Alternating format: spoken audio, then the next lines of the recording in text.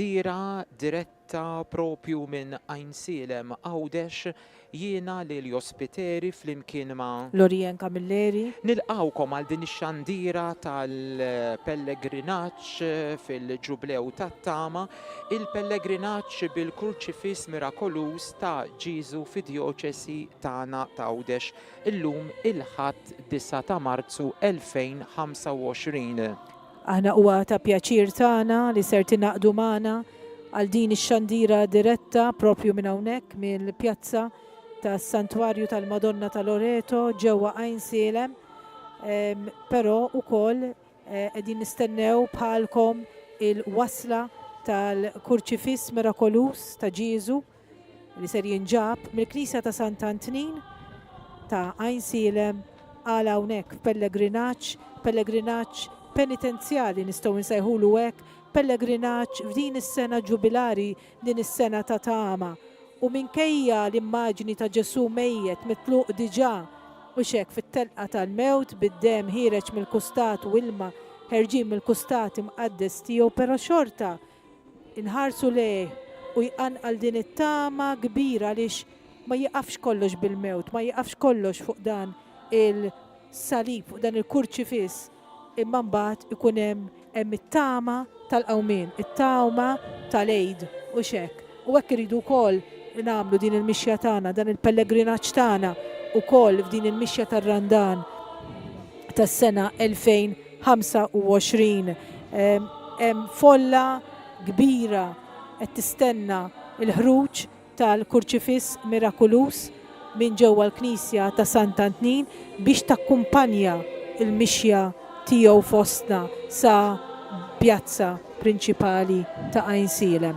Inselmu hawnhekk lil dawk kollha li qed isegwuna fuq il-mezzi soċjali ta' Djoċesi ta' Għawdex, il-Facebook u l-YouTube, il-telespettaturi ta' Shake TV, is-semmija ta' Radio Marija, is-semmija ta' RTK 103 u Newsbook u anke is-semmija tar-radijiet tal-komunità ta' Djoċesi ta' Għawdex. Il-pellegrinaġġ penitenzjali djoċesan illi fl-erba għandu jitlaq mill-Knisja ta' Sant'Antnin kif qaltilna Lorien propju sawnek sat-suntir fejn bħalissa il-kor djoċesan qiegħed mawxek qiegħed iħejji permezz tal-għanijiet illi ser jakkumpanjawna matul iċ-ċelebrazzjoni li tibda qisu hekk għall-5. Ekku, ta' min jgħid li din iċ-ċelebrazzjoni dan il-pellegrinaġġ ser ikollu 3 taqsimiet. L-ewwel il-ħruġ tal-Kurċifiss minn ġewwa l-Knisja li huwa armat diġà mod sabiħ, ta' min jgħid li kull meta jinħareġ proċessjonalment dan il-Kurċifiss Mirakolus antikismu jinħareġ mhux wieqaf imma aktar kważi mindut anke sabiex iħarsuh hekk dan il-Kurċifiss verament prezzjuż għalina. Bħalissa qegħdin naraw l-immaġini tal-Kurċifiss li huwa miżmum b'tant għoża fil-Knisja ta' Ġiesu tal-Patrijiet ta' Ġiesu appuntu fil-Belt Valletta. Immaġini vera suġġestivi ta' dan il-Kurċifiss illi nafu illi kien f'Malta fis-sena 1646. Hawnhekk qegħdin naraw ukoll ix-xogħol illi jsir marbut ma' dan il-Kurċifiss tal-artist Sqalli Frate Innocenzo. Bħalissa qed naraw ukoll il-Patri Gwardjan Fader Ramon Farrugia jrott is-salib qabel ma Ġesu jitniżżel minn ġewwa n-niċċa qabel ma nġab hawnhekk fil-Gżira Awċija, ta' min jgħid li mhux l-ewwel darba u xek Lelio illi dan il-Kurċifiss Mirakolus inġab hawnhekk fi żmien il-gwerra. Jingħad li minn Mejju tal-1941 sa Marzu tal-1944 dan il-Kurċifiss kien propju hawn f'Ajnsilem fil-Knisja ta' Sant'Antnin biex ikun imħares mill-illa tal-għadu. Nafu kemm kien attakkat il-Port il-Kbir, bombardamenti qawwija fi żmien il-gwerra, t-tieni gwerra dinjija, u għalhekk inġab Ajnsilem f'din il-Knisja tal-Ordni Franġiskani Minuri bħalma huma l-patrijiet li hemm ġewwa l-Knisja ta' Ġesu sabiex ikun imħares. Nafu wkoll illi ma kienx miżmum kif kien miżmum f'dawn l-aħħar 3 ijiem fuq l-artal maġġuri, ma kien miżmum f'wieħed mill-artali ta' din il-Knisja, l-artal intu diħel ġel-Knisja u xek Lelio tax-xelluk kien. U wkoll nafu x'rabta ntrabtu miegħu l-Awċin, mod speċjali tal-inħawi ta' insielem tal-qala u tal-nadur, għaliex tant imbagħad ħabbewh li ma xtaqux li jerġa' jittieħed lura. U ma kienx inġab ukoll xek Lelio b'dan il-mod kif inġab din id-darba. Ovvjament kien żmien il-gwerra, kien żmien diffiċli, allura kollox sar qisu ħanajdu kif ngħidu bil-Malti fis-satra tal-lejl. Allura minn Malta għal Għawdex imbagħad wara tant snin lura lejn Malta, ovvjament fil-post tiegħu mhux vera, però id-dar tiegħu u xek. Ekku, il-kurċifis kull fejn imur nissel devozzjoni. Din id-darba xejn banqas. Ħafna influss kbir ta' nies illi ġew iżuru l-Knisja ta' Sant'Antnin kien meravilja. Ħafna nies ġew iżuru f'dawn il-ġranet u kienet ħaġa ferm sabiħa, opportunità ferm sabiħa li ngħatat lil poplu Għawċi u anke Malti li kien fostna illi il-lejl ta' bejn il-ġimgħa u s-sibt il-Knisja ma nagħlqitx. Imma imbaqet miftuħa il-lejl kollu sabiex dak li ikun jista' anke fis-skitt tal-lejl imur iżur dan il-kurċifiss. U huwa kurċifiss li tħares lejh Lelio u jħallik bla kliem. Bla kliem. Għax anke l-istil tiegħu, l-istil barokk bikri dak il-kustat miftuħ, dik id-dmija, ix-xewka pereżempju minn fuq il-ħabba ta' għajnejh, il-katavru pratikament bla laħam, iċ-ċapab tad-demm, l-idejn u s-saqajn ikkankrati, suwed, għandu element spiritwali qawwi. Qawwa ħafna. Imma ngħidu dejjem kif għedna dejjem għandna t-tama u xek. It-tama illi wara dan kollu li għadda minnu Ġesu li għadda minn diversi torturi u mhux minn tortura waħda u xek. Imma xorta waħda miet imma mbagħad wara 3 ijiem minn bejn l-imwiet. Ekku, hawnhekk ovvjament qegħdin jaslunna talbiet, ħafna intenzjonijiet, aħna qegħdin hekk inwasslu illum f'din l-okkażjoni it-talb tagħkom li ġej minn kull imkien propju quddiem iġbija ta' Ġesu kurċifiss. Tajjeb l-intenzjonijiet tagħkom kollha qegħdin hawnhekk ħalli nofruhom ukoll fi ħdan il-mulej. Friġlej u xek, friġlejn Ġesu illi ma ninsewx li anke fis-sagrifiċċju tal-Qudiesa u xek il-konsagrazzjoni propju taħodna lura dakinhar illi Ġesu miet għalina biex jifdina u jsalvana. Huwa mument kbir. Ġifieri aħna momenti bħal dawn ma nfakruhomx darba fis-sena biss. Kull meta jiġi l-kurċifiss ta' Ġesu biss, jew ir-Redentur biss, jew nagħmlu l-ġimgħa l-kbira biss. Imma wkoll kuljum f'kull qudiesa li titqaddes fil-waqt tal-konsagrazzjoni aħna nidħlu f'dan il-mument, mhux Kristu jmut kull darba, imma aħna b'mod li ma nifhmux immorru lura u nassistu għal passjoni u l-mewt tas-Sinjur tagħna Ġesu Kristu meta Ġesu jingħata lina. Allura din ix-xandira kollha int li qiegħed issegwija ħuda b'dan l-ispirtu. Tajjeb ħuda b'dan l-ispirtu fis-sens li qisek qiegħed hawn magħna u ser tieħu sem sħiħ magħna. Fil-fatt qegħdin naraw immaġini għal darb'oħra in-nies li qegħdin quddiem il-Knisja ta' Sant'Antnin fit-triq Sant'Antnin u fil-fatt bħalissa qegħdin naraw il-fratelli tal-Arċikonfraternità tal-Santissimo Kurċifiss li ħerġin bl-istandard għandek il-fanali u xek is-salib ukoll. Hawnhekk min-naħa l-oħra fil-pjazza fuq it-suntier tal-Knisja tal-Madonna tal-Loreto s-siġġiet li hawnhekk li hawn qegħdin jintlew bil-mod. Il-mod fadal ovvjament għaliex dawn in-nies kollha issa importanti li jsibu l-post tagħhom ukoll hawnhekk f'dan il-misraħ verament spazzjuż Iva. illi hekk jilqab tant tajjeb iċ-ċelebrazzjoni illi ser insegwu fil-ħin tal-5. Importanti li ngħidu li d-djoċesi ħadet ħsieb id-djoċesi ta' Għawdex illi anke dawk li xtaqu jirreservaw post speċjalment l-anzjani qudiemna u qegħdin. l-morda setgħu jagħmlu dan ukoll intużaw ukoll mezzi ta' trasporti huma proprja tad-djoċesi wkoll biex iwasslu il-min xtaq jimur għal pellegrinaġġ ħdejn il-Knisja ta' Sant'Antnin, ġifieri kien hawn kollaborazzjoni kbira, qawwija, tajba, id-djoċesi u l-patrijiet ukoll tal-Ordni Franġiskani Minuri minn hawn nirringrazzjaw mhux biss il-Patri Ramon li huwa l-Gwardjan tal-Knisja ta' Ġiżu ġewwa l-Belt Valletta, Santa Marija ta' Ġesu propja aħna ngħidula ta' Ġiżu u xek. Nirringrazzjaw ukoll lill-Provinċjal Patri Twani Kirkop u mhux binqas lill-Isqof Anton Tewma li wettaq din ix-xewqa tiegħu.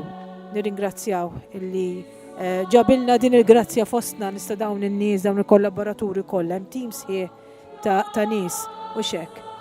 Ekku fil-fatt il-provi tal-kantu koll. Eżatt, fil-ħin ta' l-erba nassistu għal talba tal-bidu imbagħad ukoll ikonna il-kant ta' Oras ta' Kristu imbirka ħalli f'dak il-ħin il-kurċifiss mirakolus ta' Ġiżu jitwassal sat-triq li bħalissa litteralment ma nafx kemm din it-triq jekk xi darba fl-istorja raġ daqshekk nies kif propju hawnhekk il-ħadd wara nofsinhar fejn silem illum.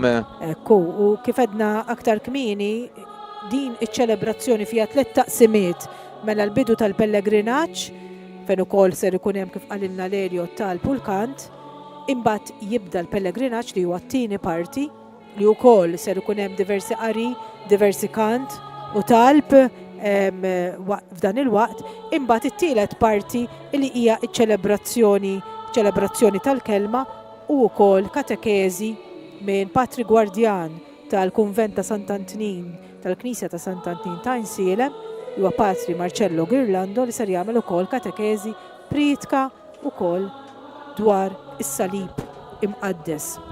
Għalkemm wara nofsinhar kienet ix-xemx u issa x-xemx tattit wa wisħab u ż-żiffa hija friska imma dan ma qata' qalb ħadd illi jersaq lena Insielem illum fil-bidu u hekku fil-fatt qegħdin naraw issa Fratellanza u ekku kif ednielkom ma jinżamx wieqaf il-kurċifiss ma ġeneralment joħroġ b'dan il-mod ħalli jkun aktar sikur biex jintrefa u jinġar fil-purċissjonijiet u mdawwar b'arranġamenti sbieħ tal-wart bħalma kienu wkoll fil-Knisja ta' Sant'Antnin dak il-ġilji ħomor li qishom ħerġin qishom l-ilma u d-demm ħerġin mill-kustat ta' Kristu dik il-forma ta' nixxija.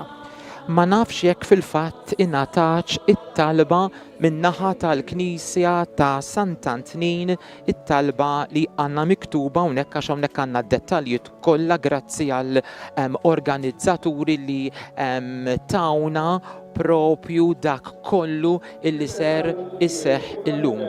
Ekku, ħansegwu. Amen. Il-grazzja ta' Sidna Ġesu Kristu li kien mislub, miet u qam mill-imwiet, l-imħabba ta' Alla u l-għaqda fl-Ispirtu Santu tkun magħkom il-koll. U miegħek ukoll. Ħuti eżies, ftit jimilu tajna bidu għar-randan imqaddes f'din is-sena tal-ġublew tat-tama. Illum inġbarna biex bħala pellegrini tat-tama mexjin wara xbija għażiża ta' Kristu l-Feddej inġeddu it-tifkira tal-imħabba u l-ħnina kbira ta' Alla għalina u li lanqas lill-ibnu stess ma ħelisa imma taħ għalina l-koll. Liben ta' Alla ġie fid-dinja biex jagħmel ir-rieda tal-Missieħ, ċekken lilu nnifsu u sar bniedem bħalna u fil-quċċata ta' ħajtu miet fuq is-salib biex aħna neħilsu mid-dnub li kien jassarna u niksbu ħajja ġdida fih. Nitolbu għalhekk l-għajnuna ta' Alla biex dan il-pellegrinaġġ iġib il-maħfra ta' dnubietna għall-akbar glorja tiegħu. Nitolbu. Atina mulej id-dawl tiegħek qabel nibdew din il-mixja u għejna aħna u namluwa biex għal-konverżjoni u t-qaddis tagħna inżommu għajnejna merfuqa lejn Kristu ibnek u nimmeditaw il-passjoni u l-mewt tiegħu u li jgħixu jsaltan għal dejjem ta' dejjem. Amen. Ejjew nimxu bisliem wara Kristu msallab l-istendard tal-fidwa u tas-salvazzjoni tagħna. Ekku Se nimxu b'dan il-mod. L-Arċikonfraternità tas-Santissimu Kurċifiss sa tiftaħ il-pellegrinaġġ. Wara mbagħad jimxi l-Kurċifiss imqaddes, imbagħad l-isqof u warajh il-ġama kollha miġbura, saċerdoti, reliġjużi u lajċi. Sa dan it-tant minn fuq il-karti tal-kant inkantaw flimkien mal-kor l-innu numru 2, Vexilla Regis.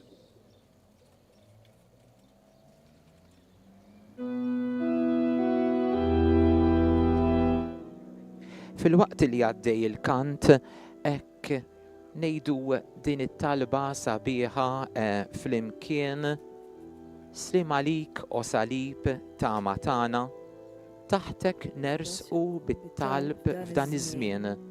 Kuna tajjeb il-għajn ta' kull grazzja, kuna l-ħati ta' maħfra u ħelsien. Wissa nisimgħu il-kant. Fil-waqt li qegħdin naraw li diġà bil-mod il-mod u xekk il-kurċifiss li ser jinġar fuq l-ispallejn għandek il-fratelli u xekk u għandek ukoll żejda li xi triq mhix daqshekk qasira mit-triq minn ħdejn Sant Antnin sal-Knisja tagħna. Għandek kilometru, mixja ta' kilometru. Li ser issir bewieħed ieħor f'ħin ta' sija u naraw jitmexxa bil-mod il-mod kif edna diġà mill-fratelli reffija tal-Arċikonfraternità tas-Santissimu Kurċifiss tal-Knisja ta' Ġiesu. Nafu li dan il-kurċifiss jinħareġ biss f'okkażjonijiet speċjali u l-aħħar li nħareġ b'dan il-mod kien hekk kif intemmet il-pandemija tal-Covid fis-sena 2022. Sa dan it-tant grazzi tal-messaġġi li qegħdin jaslu bl-intenzjonijiet tat-talb tagħkom. Hekk dawn it-talbiet kollha min jaf xejn fil-qalb tal-bniedem mhux hekk. Però ejjew nimmaġinawna aħna wkoll ma' dawk is-saċerdoti, ma' reliġjużi, ma' lajċi, aħna wkoll qegħdin hemm nimxu magħhom wara Ġesu Kurċifiss. Int li qed issegwi u jienu Lorjen flimkien mal-kollegi tagħna u Josephine li qegħdin propju aħna wkoll qegħdin maħniex mexjin, qegħdin bħalkom, però xorta waħda qed nieħdu sehem f'din il-mixja. Huwa pellegrinaġġ spiritwali għalina u għalik. Aħna huwa ta' pjaċir tagħna illi inwassulkom din ix-xandira. Nirringrazzjaw l-Alla li sissa t-temp irnexxa għaliex nhar il-ġimgħa kien moment ukoll ta' temp xejn faċli imma il-mulejriet illi l-kurċifiss jasalaw dex ġurnata qabel propju. Ma kellna dik il-ġurnata ta' xita qawwija li kellna bżonnu ta' dan miż-żikħar lill-Alla, roddu ħar lill-Alla u xekk għax huwa ġid ukoll. Naraw in-nies issa bil-mod il-mod jimxu iterqu b'mod devozzjonali wara dan il-kurċifiss kif edna diversi drabi Ġesu mejjed iva imma xorta ikebbes it-tama f'qalbna. Anke dan il-kant li ser jakkumpanja diversi momenti ta' dan il-pellegrinaġġ ta' din il-mixwa verament kant sabiħ, kant li imur u xek propju ma' dawn l-okkażjonijiet. Issa naraw illi l-pellegrinaġġ Triq diġà Sant'Antonin. beda nieżel it-iva niżla ta' triq Sant'Antonin dal-waqt jidħol fit triq ħamri. Ekku. Triq ħamri li tgħaddi minn ħdejn il-Belvedere li ħares lejn il-port ta' l-Imġar. U koll Eżatt. niftakru fit-talb tagħna f'dawk kollha li jivvjaġġaw jaqsmu bejn il-gżejjer tagħna l-ħaddiema tagħna. U koll il-morda l-Elio li jmorru għal kura f'Malta jew jiġu wkoll għal kura f'Għawdex. Eżatt. Għaliex le niftakru fihom u f'dak li wasluhom u dawk li jgħinuhom. Dawn huma xeni suġġestivi immens ta' din it-triq dan il-poplu illi miexi wara ġbija ta' Ġesu kurċifiss hekk in-nies b'devozzjoni naħseb aktar mill-kliem tagħna l-istess immaġini iwasslu messaġġ li jtarrax. Veru. Il-poplu, in-nies, il-bniedem li jintelaq fidejn il-mulej għaliex fl-aħħar mill-aħħar huwa lajn ta' kull fejqan, ta' kull tama u xekk. Lajn ta' kull ġid kif kien Eżatt. jgħid il-kbir qaddis Malti San George Preka u koll isejjaħ il-kurċifiss il-ktib il-kbir. Il-ktib illi iwaslek u jgħalmek ħafna, ħafna dak li għandek tgħaddi minnu bil-ħajja tħares leh u tittama. L-iġsma jibqaw fuq is-salib, għax dak is-sibt kien jum solenni għalihom. Talbu mela lil Pilatu biex jiksrulhom riġlejhom u jneħħu l-iġsma. Għalhekk ġew is-soldati u kisru ir-riġlejn tal-ewwel u tat-tieni wieħed li kienu msalbin miegħu. Iżda meta waslu għal Ġesu, billi raw li kien ġa mejjed, ma kisrilux riġlejh. Madankollu wieħed mis-soldati nifidlu ġembu blanza u minnu fih ħareġ demm u ilma. Dan qiegħed jiġdu minn raba jnejh u x-xhieda tiegħu hija minna. U jaf li qiegħed jgħid il-verità biex intom ukoll temnu. Għax dan ġara biex isseħħ l-iskrittura li tgħid ebda waħda minn admu ma jkissrulu. U hemm ukoll kitba oħra fl-iskrittura li tgħid huma qed iħarsu lejn min nifdu.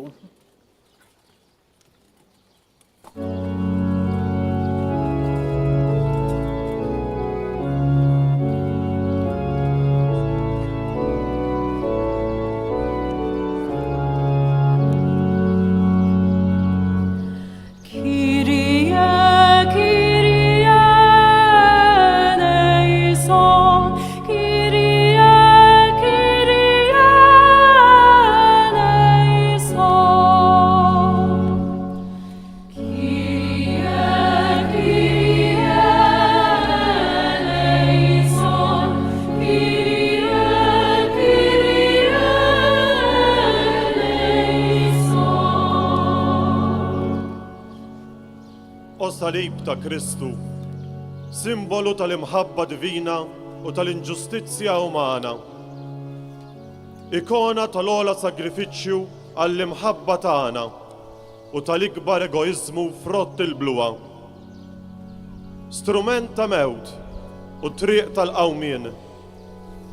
Sinjal tal-ubbidjenza u emblema tat-tradiment. Patibolu tal-persekuzzjoni u stendard tar-rebħa. Kyrie, Kyrie eleison, Kyrie, Kyrie eleison.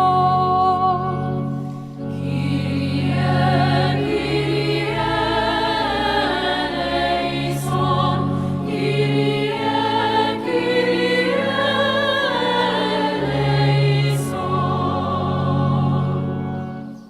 O salib ta' Kristu, sal-lum għadna naraw kwieqaf fħudna maqtula, maħruqa ħajjin, imħanxra u brasom maqtuwa mixwabel barbariċi u fiskiet viljak.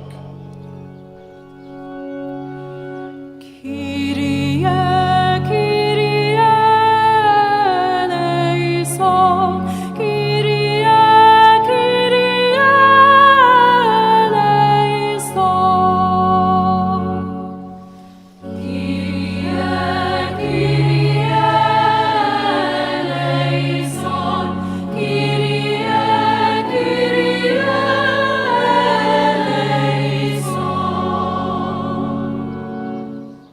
s-salib ta' Kristu.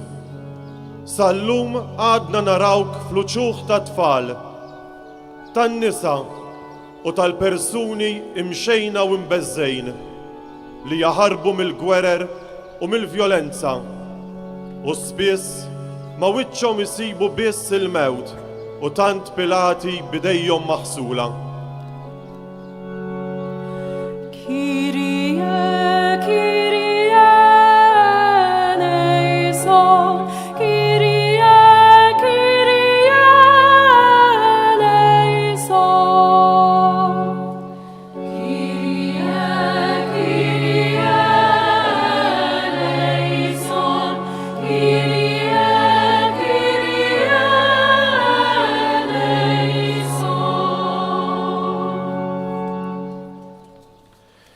Nkantaw fl-imkien issa l-ewwel parti ta' Salm 51 minn fuq il-karti tal-kant numru 4.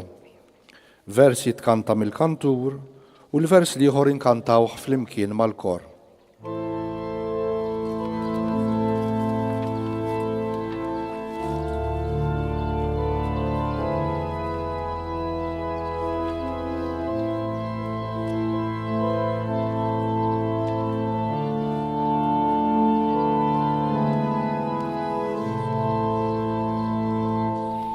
Ikollok ħnina minni u alla fitju bitek, fil-kobor tal-ħnina tiegħek ħassar ħtiti. Ħassilni kolli mill-tija tiegħek, nadafni mit-truf tiegħek. Għax jinnarrafhom ħtiti, id-dnub tiegħi dejjem qudiemi. Kontrik biss jingħad bikt, u dak li hu ħażin f'għajnejk għamilt. Hekk jien ara fis-sewwa tal-kelma tiegħek, u bla teba jidher il-ħaq tiegħek. Ara jiena sawwart fil-tiegħek, u fid-dnub nislitni ommi. Int li tħobb il-qalb sinċira, għallimni l-erf fil-fond tal-qalbi. Glorja lill-Missieru lill-Ilem u lill-Ispirtu Santu, kif kien mill-bidu issa u dejjem, u jibqa' dejjem ta' dejjem. Amen. Mulej, bl-umilta kollha ninxtaħtu qudiemek u nistqarru li aħna midinbin.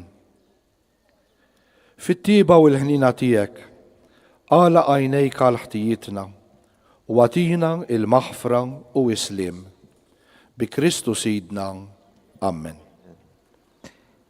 Issa ser ikun hawn il-kant ta' O Poplu tiegħi fil-waqt li għadna qed naraw l-immaġini minn triq Sant'Antnin mimlija bin-nies illi qegħdin kollha mexjin wara il-kurċifiss mirakolus ta' Ġiesu. In-nies ma taqta' xejn dik hija n-naħa ta' isfel ta' triq Sant'Antnin, dalwaqt il-pellegrinaġġ jibda wkoll dieħel fit-triq ħamri in-naħa ta' isfel fejn imbagħad ikompli jterraq bil-mod il-mod aktar qrib lejn iċ-ċentru tar-raħal, triq ħamri, triq Fawwara, Pjazza Madonna ta' Loreto u finalment hawnhekk fuq it-Suntier fejn qegħdin aħna.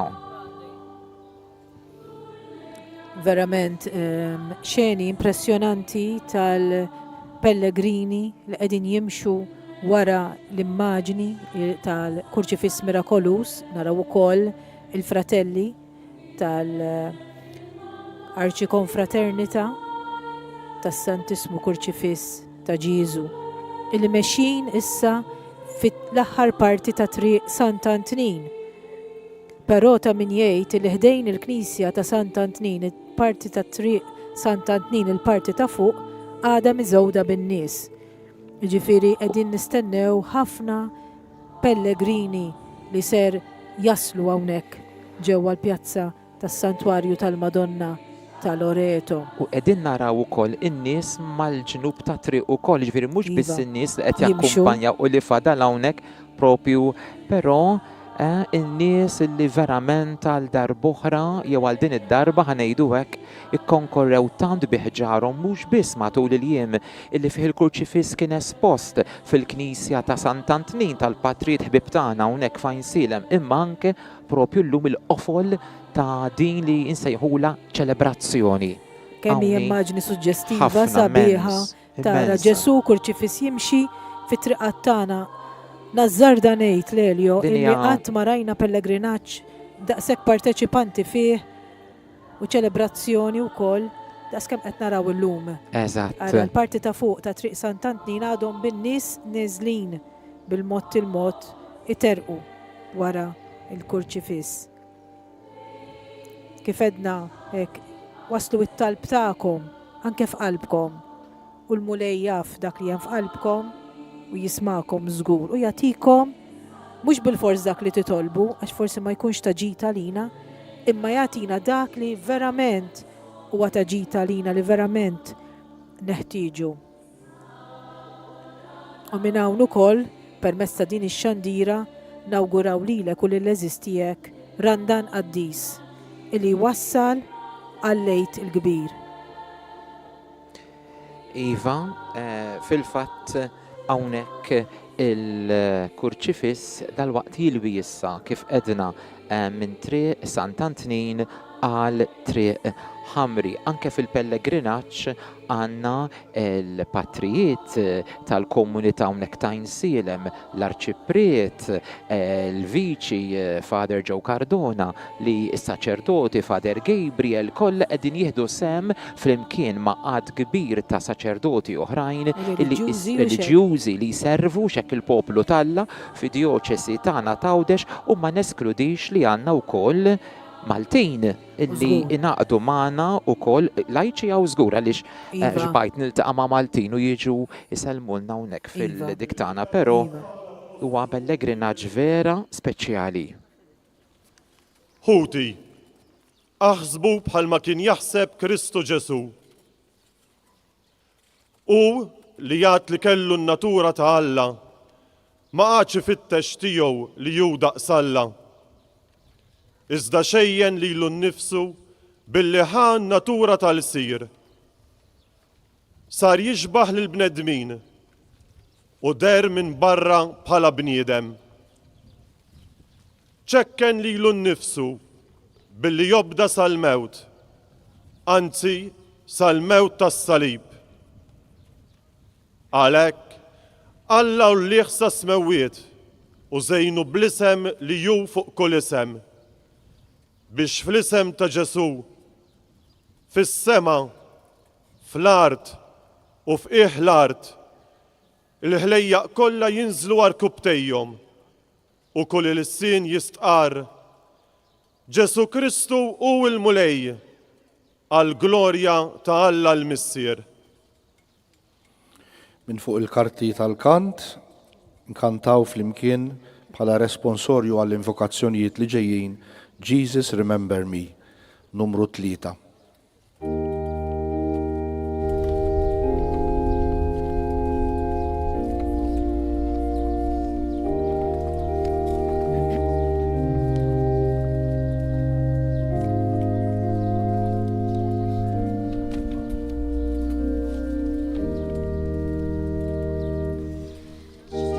Jesus, remember me when you come into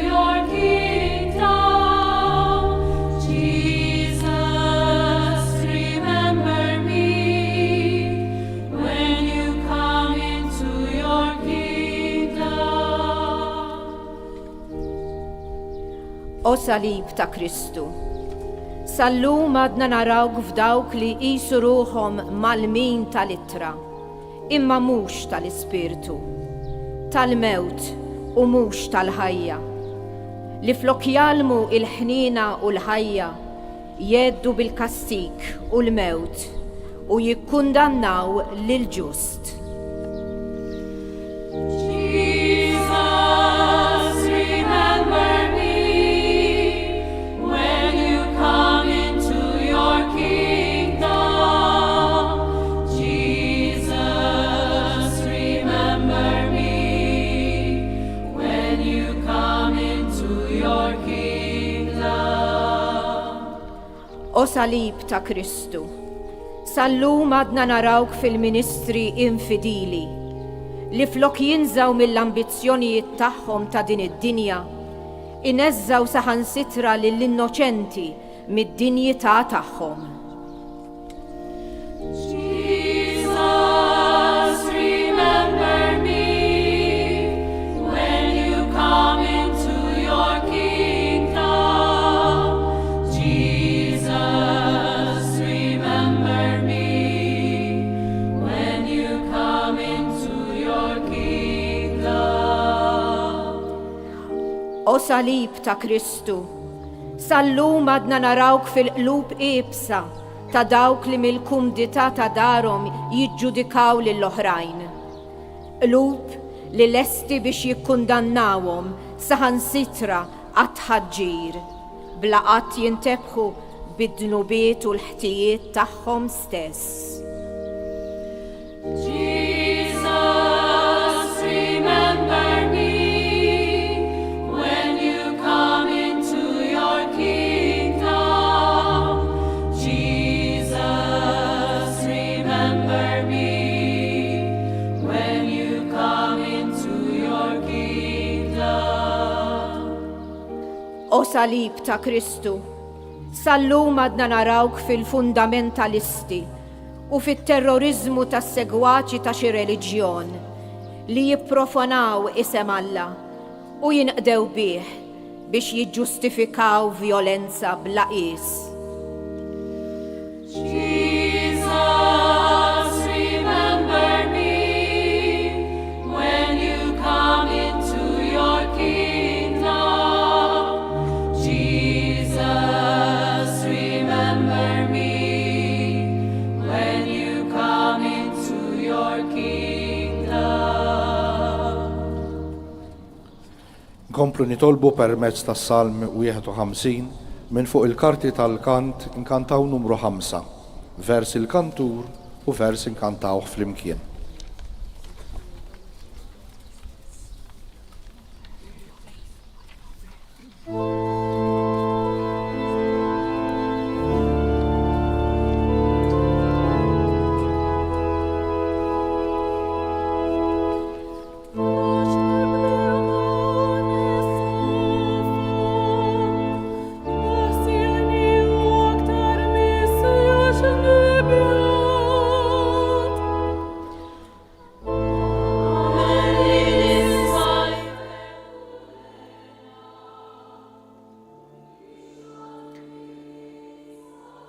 Natukom ukoll aġġornament bħalissa dwar l-andament tal dan il-pellegrinaġġ li diġà daħal fil-bidu ta' Triq Ħamri. Naraw il-fratelli mill-ġdid hawnhekk u dalwaqt ukoll naraw l-immaġini ta' l-kurċifiss mirakolus ta' min jgħid ukoll li għadha kemm ingħaqdet magħna l-President Emeritus Mary Louise Colleiro Preca li ser tkun hawnhekk fostna wkoll il-lejla għal tielet u l-aħħar parti ta' dan il-pellegrinaġġ f'din is-sena ġubilari tat-tama, f'din ix-xandira diretta nfakrukom illum il-ħadd 9 ta' Marzu tas-sena 2025, l-ewwel ħadd tar-Randan Imqaddes u dan il-pellegrinaġġ ukoll pellegrinaġġ f'din is-sena ġubilari tat-tama. Ma ninsewx fit-talb tagħna wkoll nitolbu għal-qdusija tiegħu il-Papa Franġisku li bħalma nafu jinsab rikoverat ġewwa l-isptar. Naraw ukoll filmati ta' parti nofs nistgħu ngħidu hekk triq Sant Antnin li għatfadal ukoll pellegrini hemmhekk u naraw ukoll il-vetturi tas servizzi tal-emerġenza Huma importanti li ħafna flimkien hekk u f'każijiet bħal mal-pulizija illi wkoll jgħinu fil-koordinament ta' avvenimenti bħal dawn u nirringrazzjawhom bħal dejjem tal-assistenza tagħhom. U għamel li ħsibijietna ikunu dejjem jixirqu lil kobor tiegħek u joġbuk. U li minn qalbna inħobbu lilek fħutna. Bi Kristu Sidna. Amen. Propju issa ser jitkanta l-innu min se jifridna. Ovvjament għal darbohra rridu hekk inkomplu inresqu l-intenzjonijiet tagħkom għaliex hawnhekk qed jaslu ħafna intenzjonijiet minn kull imkien allura. Aħna hekk dawn inresquhom tajjeb, il-mulej jaf il-bżonnijiet ta' kull wieħed u waħda minnkom. U allura aħna hekk f'din l-okkażjoni speċjali ma' xulxin bħala familja waħda inresqu dan it-talb il-mulej. Imma anke inti li kif edna ma tistax twassal. Ekku, il-mulej jaf xejn fil-qalb tiegħek u x'tixtieq. U nirrepetu ħalli ma taqtawx qalbkom, il-mulej kif edna diġà jisma' it-talba tagħkom żgur. Xi kultant mhux il-kliem. Eżatt. Imma li hemm fil-qalb. Il-mulej li jara xejn fil-qalb u x'vera. Qed nieħu gost ninnota wkoll li hawnhekk fil-misraħ Madonna ta' Loreto għajn silem is-siġiet qegħdin jintlew bil-mod il-mod għalkemm ovvjament issa fadal ħafna u ħafna nies li jiġu hawnhekk.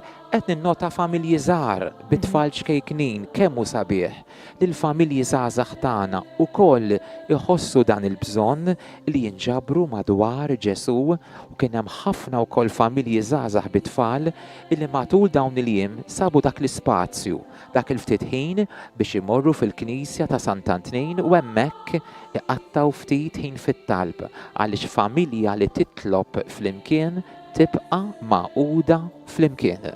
Iva, jiena wkoll xut ta' dan Lelio li familji b'buliet żgħar, bit-tfal żgħar li żaru Iva il-Kisja ta' Sant Antnin. U verament uħu gost tara tfal li mhux imbeżżawhom minn dawn l-immaġini ta' Ġesu batut, rridu nurruhom biss Ġesu fil-miliet pereżempju, imma importanti li anke tfal tagħna jaraw ukoll il-Ġesu f'din il-qagħda biex jitalmu li fil-ħajja hemm kull tip ta' ċirkostanza.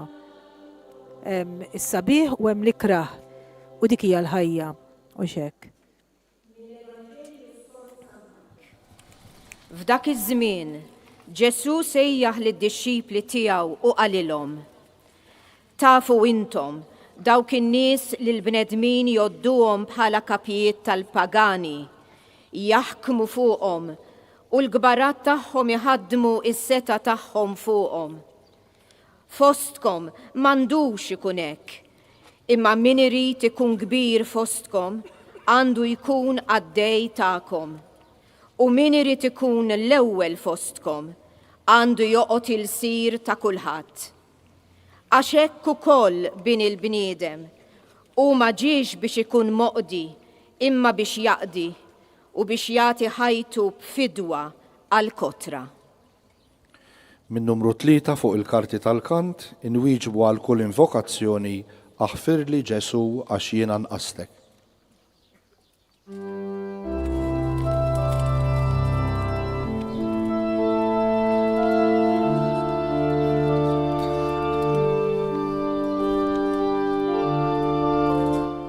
Palissa eżist telespettaturi qegħdin u semmija wkoll qegħdin naraw il-Ġesu merfoh molli għalina l-qima tagħna jidħol ukoll fi triq ħamri li kif edna twassal għal quddiem il-Belveder ta' Għajn Silem li ħares lejn il-Port ta' Imġar imbagħad kompli wkoll it-triq lejn il-pjazza tad-Dera minn triq ħamri kif qalilna Lelio qabel ir-rotta kollha ta' din il-purċissjoni li jinbagħat mill-pjazza tad-Dera tidħol fi pjazza prinċipali propju il-postazzjoni tagħna.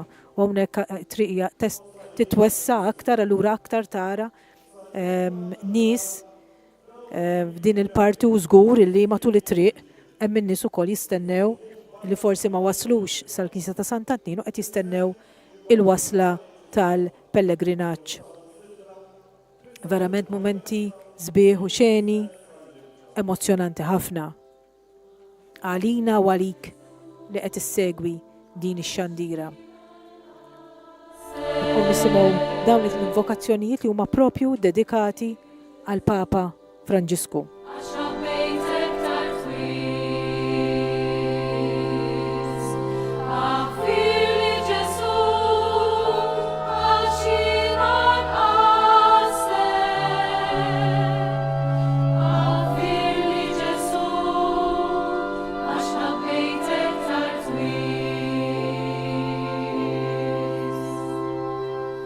O salib ta' Kristu, sallum għadna narawk fis-setana u fit-traffikanti tal-armi li jkebsu l-ħuġġiġa tal-gwerer bid-demm innoċenti taħutom.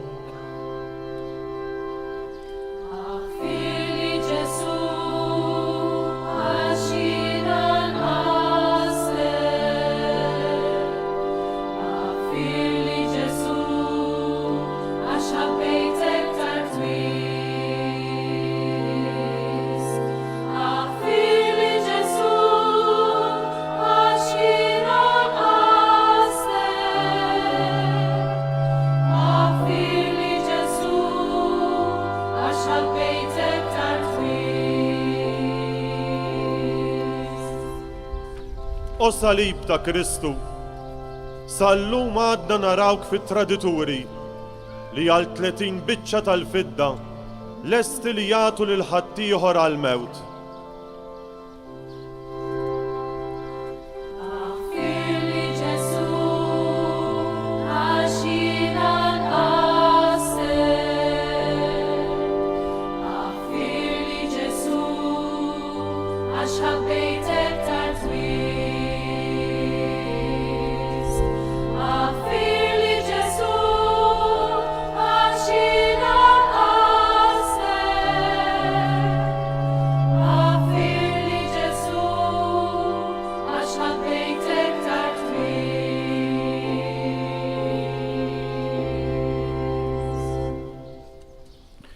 Min numru 6 fuq il-karti tal-kant, nkomplu nitolbu permezz tas-Salm 51, vers kantat mill-kantur u vers inkantaw kulħadd flimkien mal-kor.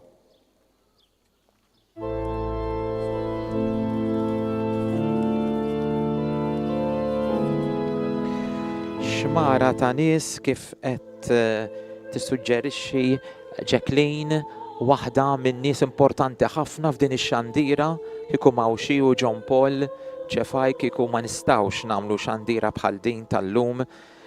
Hekk in-nies propju letteralment imlew triq ħamri kif aħna jien li għext hemmhekk kien ngħix hemmhekk 50 sena qatt ma esperjenzaj din il-folla daqshekk fit-triq għażiża tagħna. In-nies li jkomplu jikkonkorru, din hija xi ħaġa sabiħa, verament hija dan huwa twemmin popolari sejjaħlu, però fih it-tifsira tiegħu wkoll hux vera. Għaliex hemm min forsi permezz ta' devozzjonijiet bħal dawn jersaq aktar qrib lejn Alla, ma rridux naqtawhom barra totalment u xek, però ma rridux nieqfu hemm lanqas. Palma ta' ngħidu ma nistgħux nieqfu jien naf ħadsem fil-pageant tal-ġimgħa l-kbira u lest kollox le.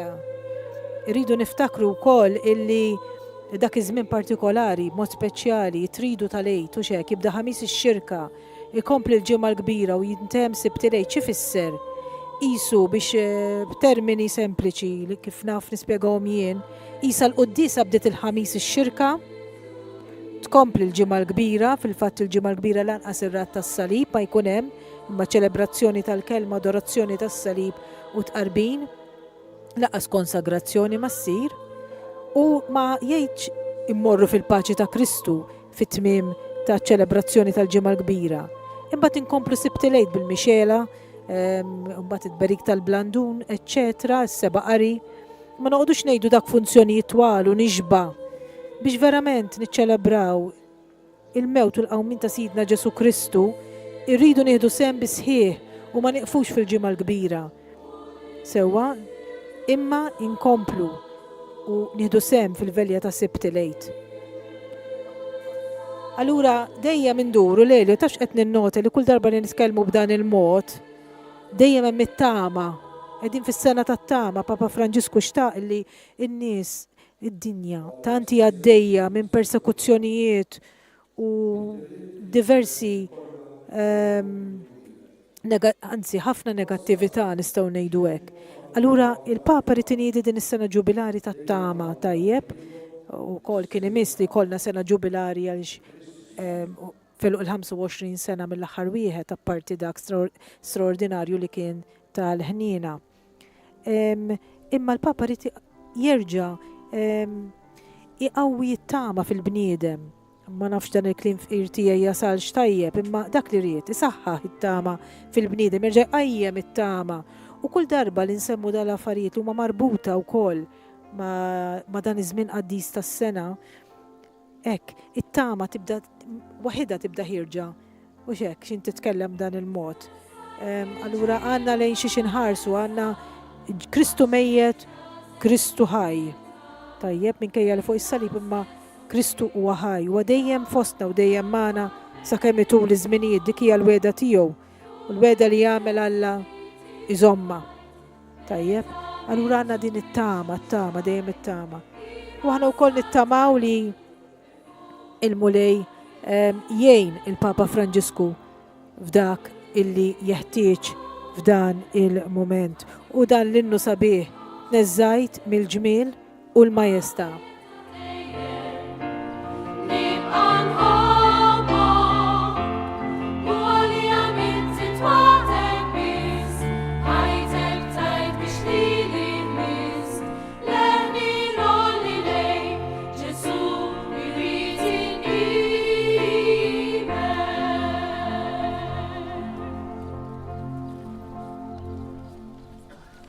Mill-Evanġelju skont San Luqa.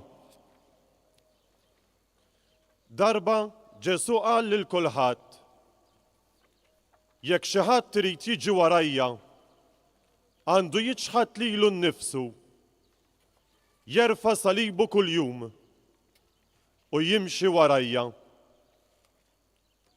Għax min irid isalva ħajtu jitlifha, imma min jitlef ħajtu għall-imħabba tiegħi isalva. Għax jiswielu l-bniedem li jikseb id-dinja kollha u imbagħad jintilef jew jinqered. Għal kull invokazzjoni nkantaw flimkien Kyrie eleison numru 3.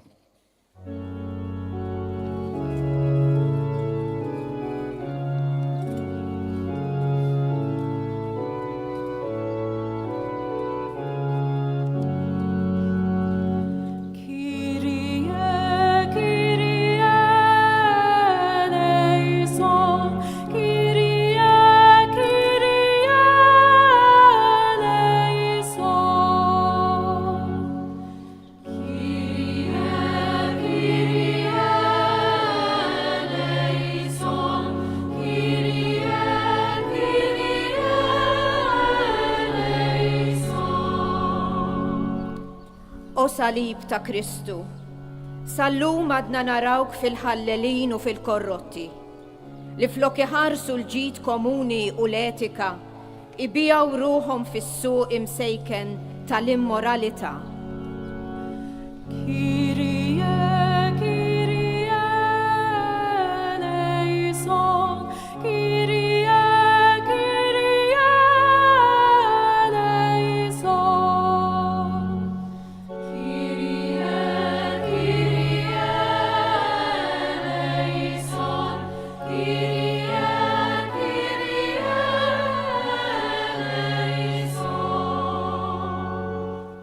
O salib ta' Kristu, sallum għadna narawk fil-boloħ li jiftħu depositi biex jaħznu teżori li jiġu fix-xejn, waqt li jħallu lill-Lazzru jmut bil-ġuħ fuq l-adba ta' darhom. Kyrie, Kyrie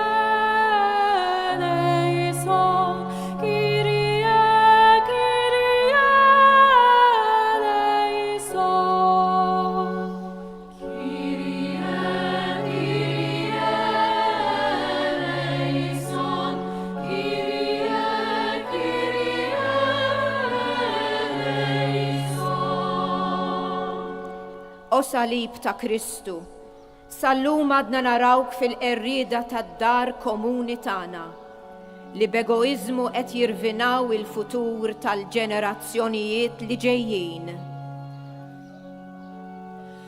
Kyrie, Kyrie eleison, Kyrie, Kyrie eleison.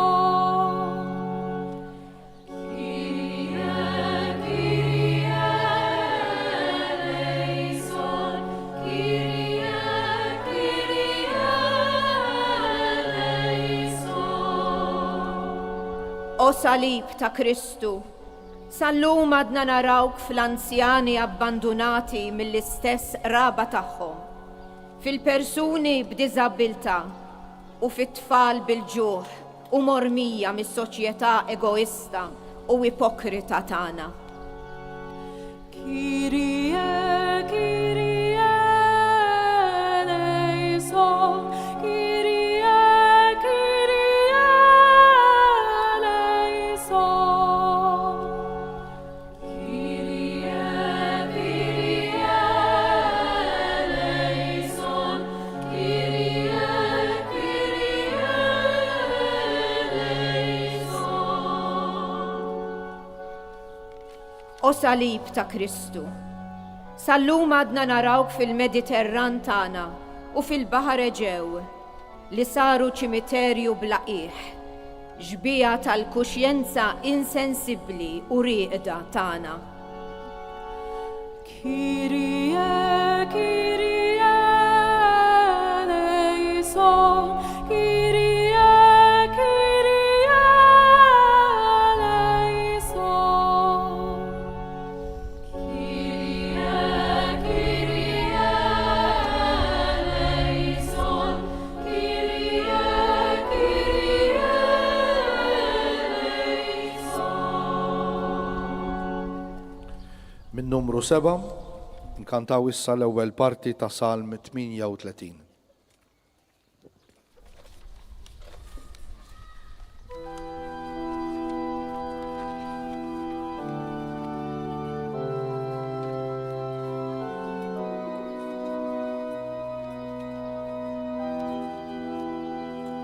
Mulejla ċafarnix fil-korla tijek, la twidibnix fil-saħna tijek.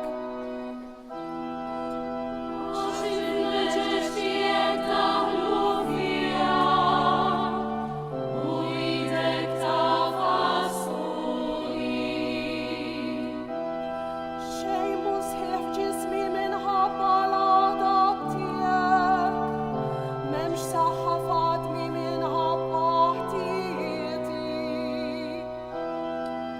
Għax tubiti telaw il-fuq il-rasi, għal toqol kbira li jafsu fuqi. Irejħu jitennu il-ġriħi tijaj, ħtija tal-bluwa tijaj. Ninsab il-wi u jifni għall-aħħar, il-jum kollu nati fit-twejja. Glorja lill-Missier u lill-Liben, u lill-Ispirtu Santu, kif kien bil-bidu issa u dejjem, u jibqa' dejjem ta' dejjem. Amen. O Alla, difensur tal-foqra u missier tal-iltima. Inti provdi kull ma hu meħtieġ għal ġens kollu tal-bnedmin. Ħoll kull rabta mal-ġid tal-art u għatina li ninqdew bil-ġid li għaddi, ek li jiżjed nintrabtu mal-ġid li jibqa' għal dejjem. Bi Kristu Sidna. Amen.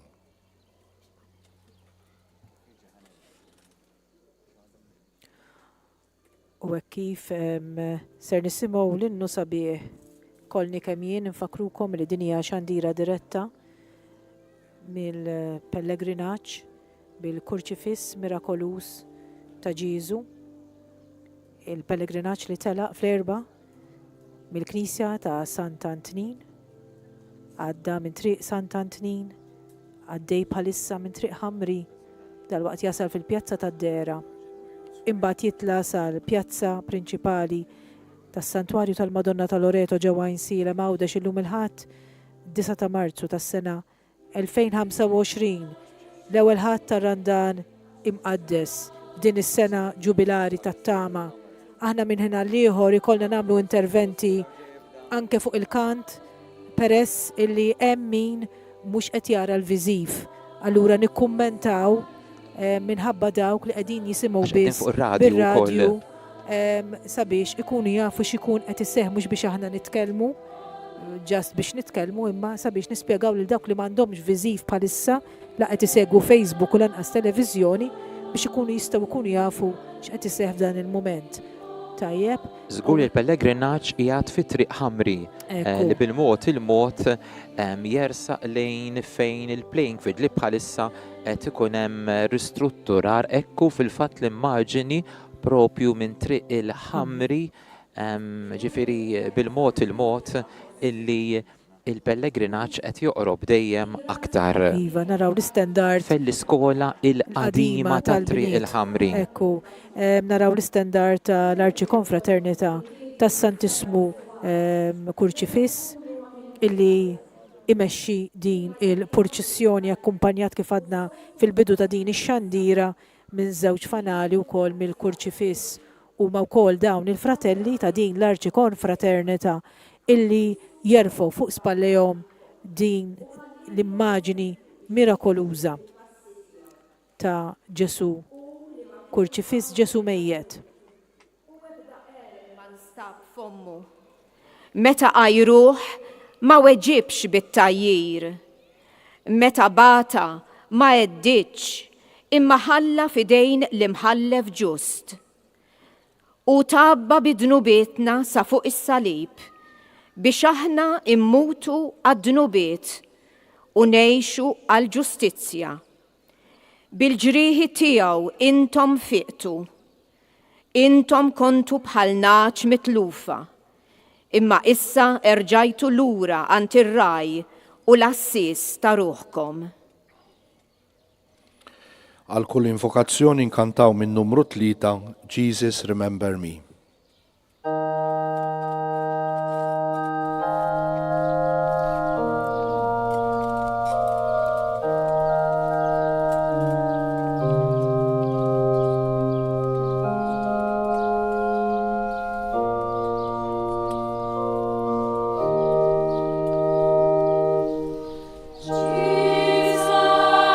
Jesus, remember me when you come into your kingdom.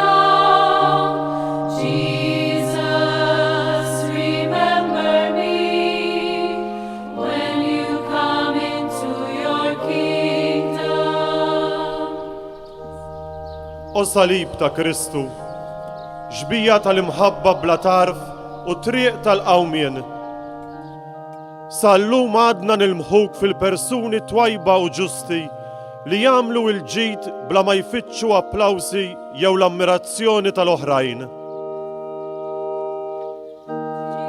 Jesus, remember me when you come into your kingdom.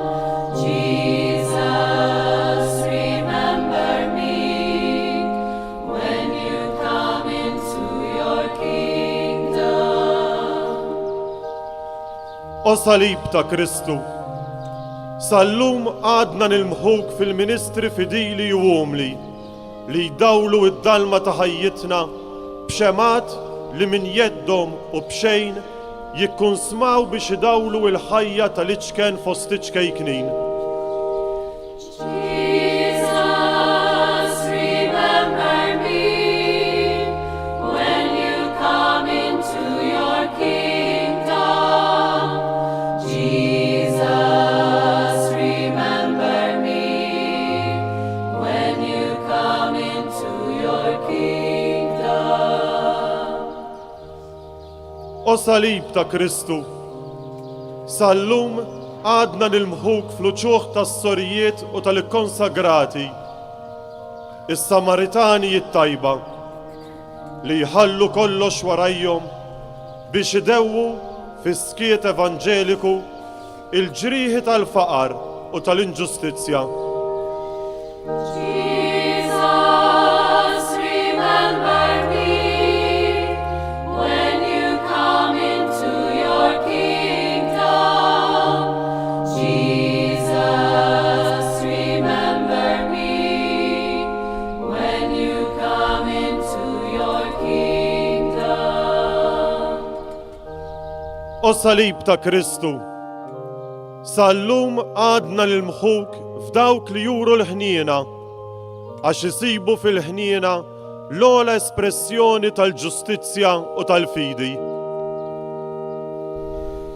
Jesus, remember me when you come into your kingdom. Jesus, remember me when you come into your kingdom. Komplu nitolbu minn Salm 38 billi flimkien inkantaw numru 8, vers jitkanta mill-kantur, vers inkantawh flimkien.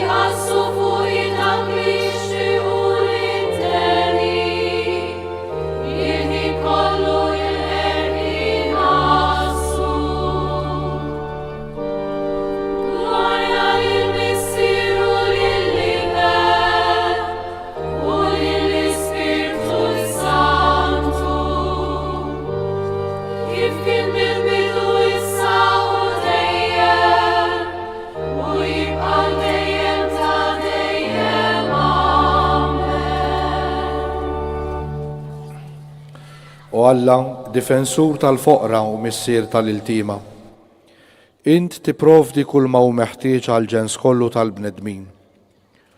Ħoll kull rabta mal-ġid tal-art u għatina li ninqdew bil-ġid li għaddi, ek li iżjed nintrabtu mal-ġid li jibqal dejjem.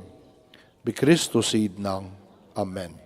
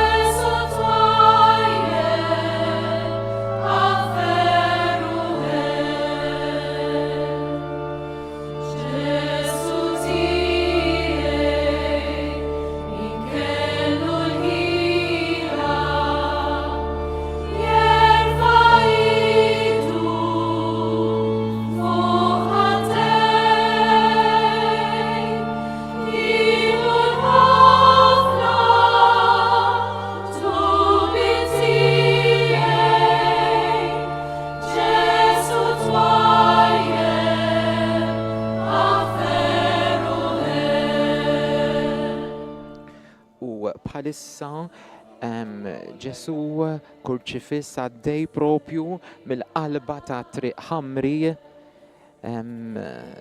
verament momenti sbieħ, emozjonanti illi maħniex se ninsew malajr. Ekku, mdawwar b'dak l-arranġamenti sbieħ tal-wart. Ġesu l-feddej tagħna, Ġesu il-mulej walla tagħna. U f'dan il-momenti hekk toħroġ mill-qalb mulej tiegħi u Alla tiegħi, verament nemmnu li dan huwa Alla. Verament huwa ġbija ta' bniedem batut li miet imma jqanqal fina sentimenti ta' fidi tama u mħabba kif ngħidu f'dik it-talba ta' Ġesu kurċifiss hawn jienu Ġesu maħbub tiegħi mixħuta quddiem il-preżenza mqazza tiegħek. Nitolbok bl-ikbar ħrara tnissel fil-qalb tiegħi sentimenti ta' fidi, tama, imħabba, indima, ta' dulur, ta' proponiment li ma noffendik qatt iżjed. U propju hawnhekk jitniżżel ekku moment naqra emozjonanti għalija l-fatt li propju noqgħod hemmhekk u allura momenti, tinħoss moment partikolari, jiġuni f'moħħi ir-residenti kollha ta' Triq Ħamri, speċjalment dawk li m'għadhomx iqogħdu hemm jew dawk li qegħdin fl-eternità. Ekku.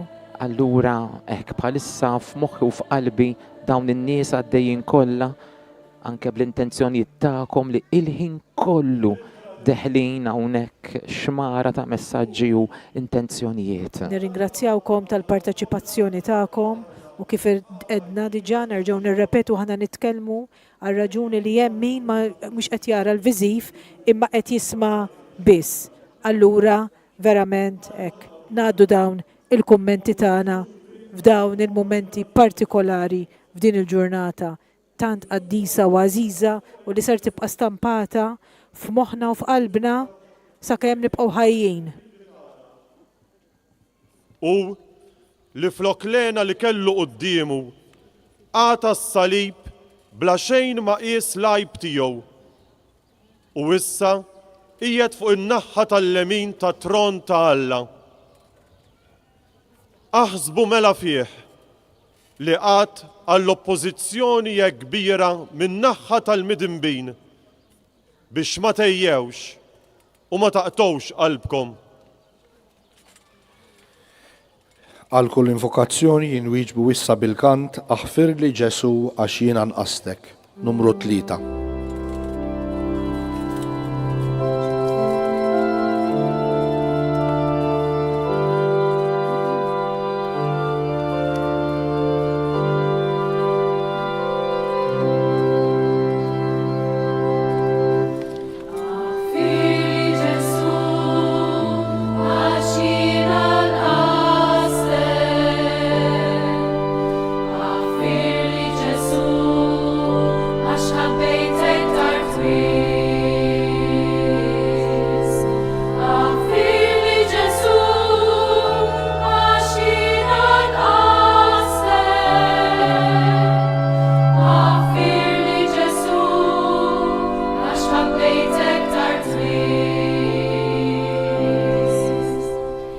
O salib ta' Kristu, sallum għadna nilmħuk fil-persuni sempliċi li jgħixu bil-ferħ il-fidi tagħhom fil-ħajja ta' kuljum u fl-osservanza filjali tal-kmandamenti.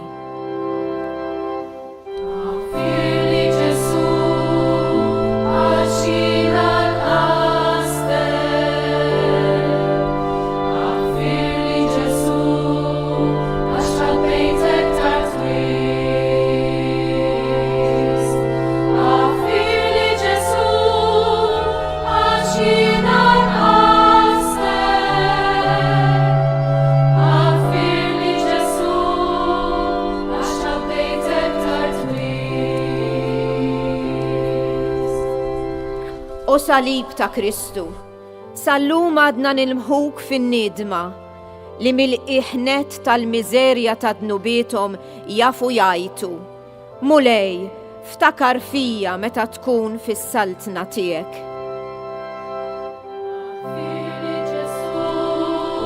għaxinan ħaster. Għaffirli Ġesu, għax ħabbejtek tar twis. Għaffirli Ġesu, għaxinan ħaster. Għaffirli Ġesu, għax ħabbejtek tar twis. O salib ta' Kristu, sal-lum għandna nilmħuk fil-bejati u fil-qaddisin li jafu jgħaddu mill-lejl mudlam tal-fidi bla ma jitilfu l-fiduċja tagħhom fik u bla ma jippretendu li jistaw jifmu is-skiet misterjuż tiegħek. Għaffirli Ġesu, għaxinan ħaster. Għaffirli Ġesu, għax ħabbejtek tar twis. Għaffirli Ġesu, għaxinan ħaster. Għaffirli Ġesu, għax ħabbejtek tar twis. O salib ta' Kristu, sal-lum għadna nilmħuk fil-familji li jgħixu b'fedeltà u bħajja għammila il-vokazzjoni tagħhom għaż-żwieġ. Għaffirli Ġesu, għaxinan ħaster. Għaffirli Ġesu, għax ħabbejtek tar twis. Għaffirli Ġesu, għaxinan ħaster. Għaffirli Ġesu, għax ħabbejtek tar twis.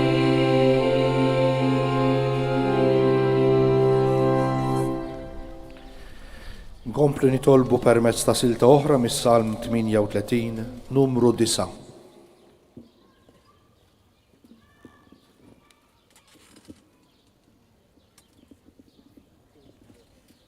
Il-pellegrinaġġ ikompli issa iħalli bil-mod il-triq il-ħamra minnu l-bidu tal-pellegrinaġġ għax it-tmiem min jaffejnu minn ħdejn il-playing field li bħalissa qed isir xogħol ta' rinnovazzjoni propju hemmhekk mill-Kunsill Lokali tar-Raħal tagħna.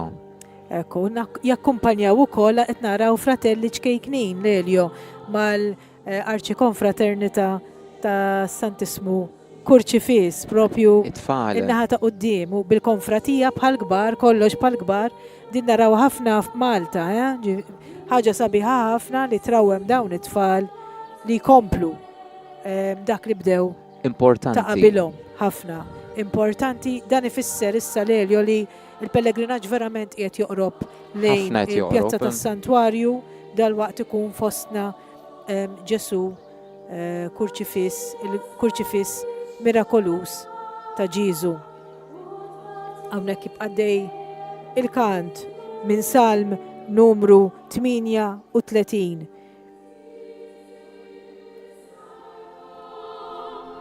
Nitħasseb fuq it-tlub tiegħi. Glorja lill-Missieru lill-Liber u lill-Ispirtu Santu. Kif kien mill-bidu issa u dejjem u jibqa' dejjem ta' dejjem. Amen. U Alla, fil-providenza tiegħek li ħadd ma jista' jifhimha, inti trid li l-Knisja tissieħeb ma' ibnek fid-dbatijiet tiegħu. Għamel li l-fidili tiegħek imħabtina l-imħabba ta' ismek jimtlew bl-ispirtu tas-sabar u tal-imħabba biex jagħtu lid-dinja xhieda tajba u sewwa. Bi Kristu Sidna. Amen.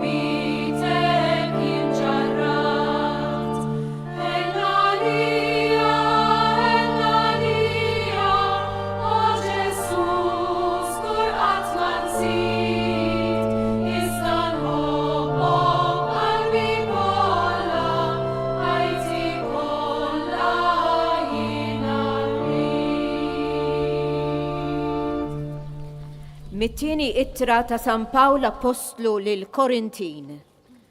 Huti, Alla kien li ħabbeb il-ħolqien miegħu innifsu permezz ta' Kristu, bla ma qat iżomm il-kont ta' dnubietom, u fdalna il-ministeru ta' din il-ħbiberija. Aħna namluwa ta' ambaxxaturi ta' Kristu, bħalli kieku Alla stess qiegħed isejjaħ permezz tagħna. Nitolbu fuq li nitolbu fġieħ Kristu. Ħallu lil Alla jħabbibkom miegħu. Dak li ma kienx jaf x'inhu dnub, Alla għamlu dnub għalina sabiex aħna insiru fih ġustizzja ta' Alla. Min numru 3 nkantaw flimkien Kirje eleison wara kull invokazzjoni.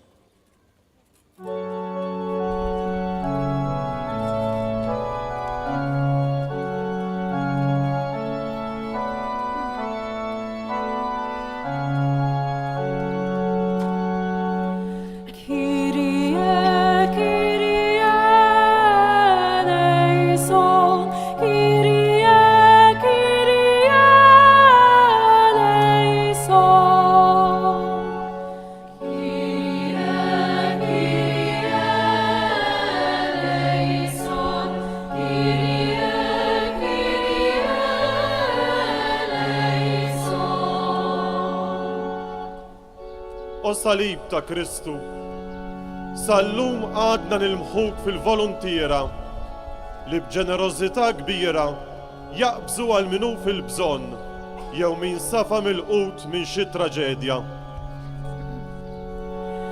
Kyrie, Kyrie eleison, Kyrie, Kyrie eleison.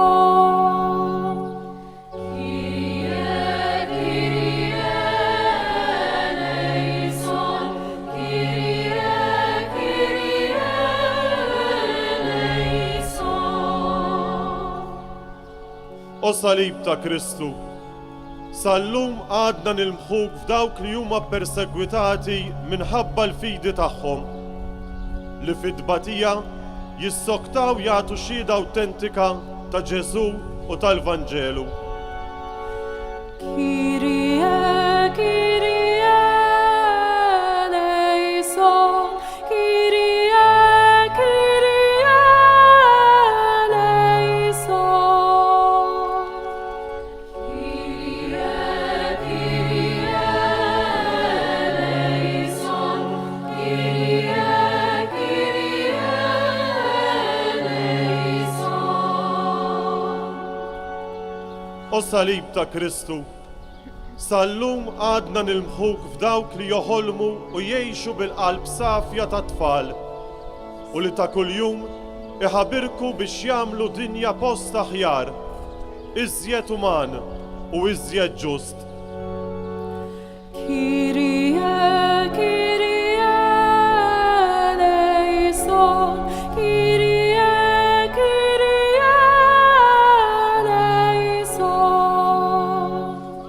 Kyrie, Kyrie eleison, Kyrie, Kyrie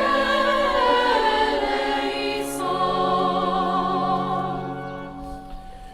Numru 10 fuq il-karti tal-kant, komplu nitolbu permezz tal-aħħar parti tas-Salm 38.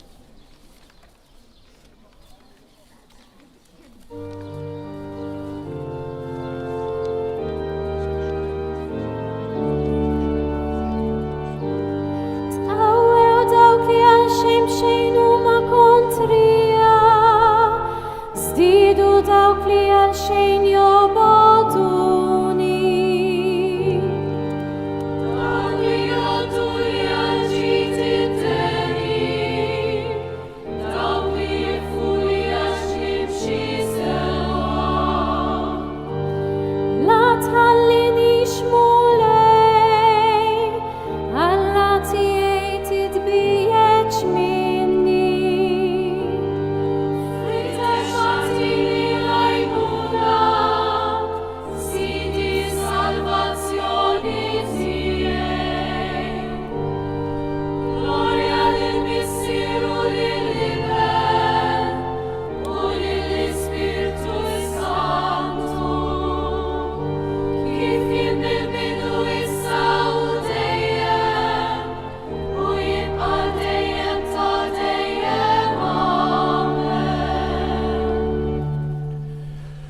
O Alla ħalliq tal-ġnus kollha, inti tqassam bil-kotra l-ġid tiegħek lill-bnedmin. Għamel illi tinqered kull xorda ta' firda u qsim biex kull imkien isaltnu il-paċi u l-ġustizzja. Bi Kristu Sidna. Amen.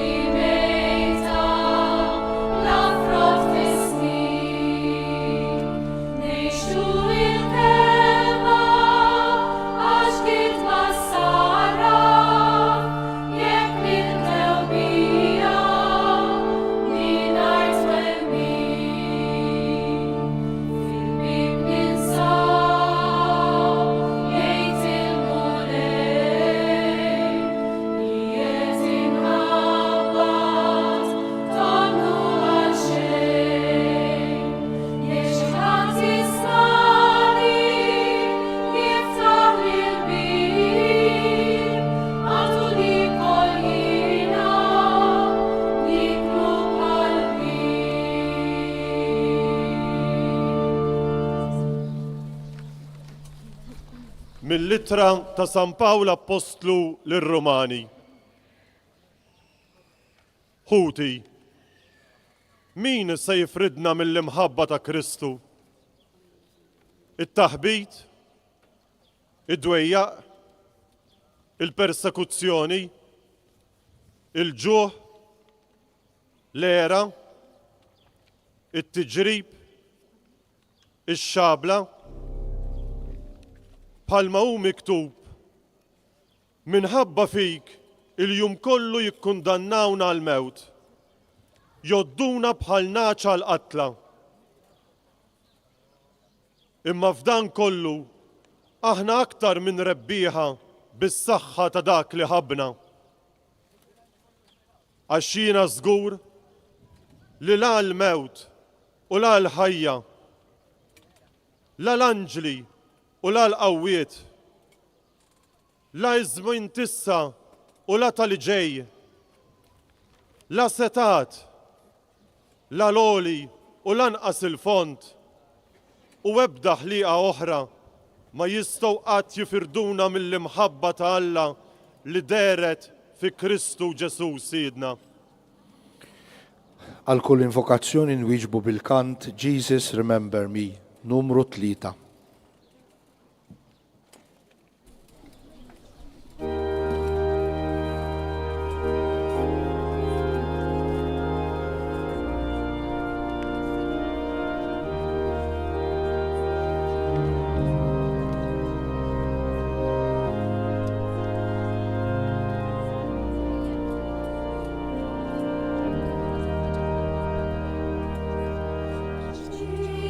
Jesus,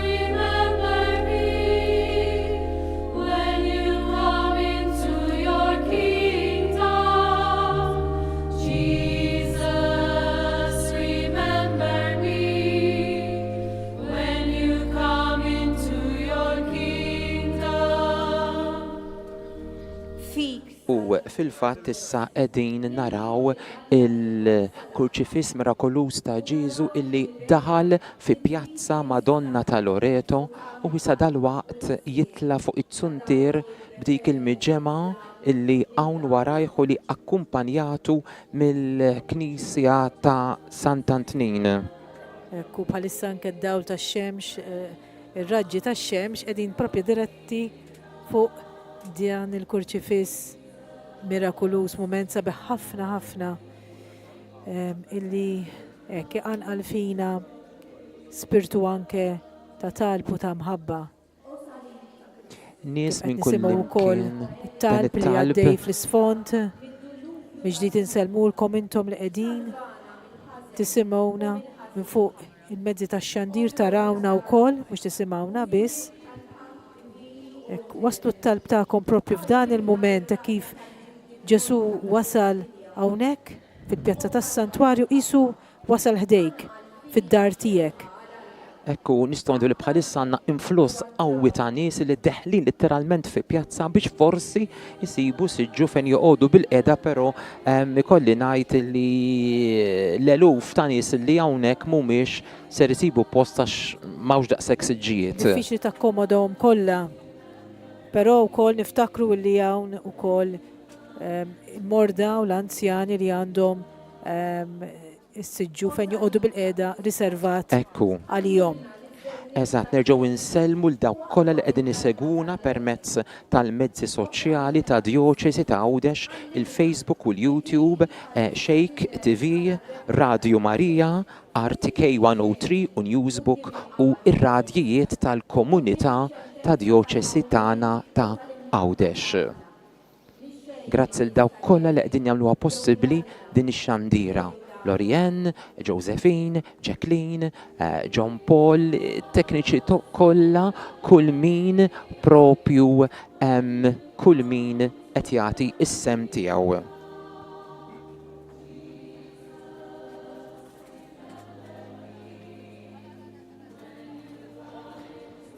Il-nies tkompli tipprova issib posta hawnhekk fil-waqt li aktar nies ġejjin min-naħa ta' triq fawwara hawnhekk li deħlin fil-misraħ kif qegħdin taraw ukoll hawnhekk prattikament is-siġġiet imtlew kollha hawn preżenza kbira, preżenza qawwija ta' lajċi u ġvera Pellegrini tat-tama nistgħu nsejħulhom fil-ġublew tat-tama. Ħankomplu Iva. Qed jersqu hawnhekk fil-pjazza, però ser ikun hawn ammont kbir ta' nies li ser jibqgħu bil-wieqfa. Żgur. Madwar il-pjazza, mad-dawra tal-pjazza. Għandna wkoll il-seminaristi qegħdin narawhom fuq it-tsuntier tal-Knisja tagħna hawnhekk tal-Madonna ta' Loreto għajn isilhom ippreparati għal dak li jmiss għaċ-ċelebrazzjoni li jmiss l-istandard jidħol issa fuq it-tsuntier tal-Knisja moli l fuq u il-fratelli u dritt wara mbagħad din l-immaġini mirakoluża ta' dan il-kurċifiss li anke Għawdex ġibet l-eluf. L-eluf. Anke hawn xi residenti tal-madwar li jistgħu jieħdu sem mid-dar tagħhom hawnhekk mad-dawra tal-pjazza tas-Santwarju tal-Madonna ta' Loreto. Fratelli jibqgħu deħlin fil-pjazza dejjem imexxi l-istendard quddiem is-salib u l-fanali ta' din l-arġi konfraternita u Ġesu qed joqrob dejjem lejna. Fedniekom qegħdin f'qalbna u f'talbna.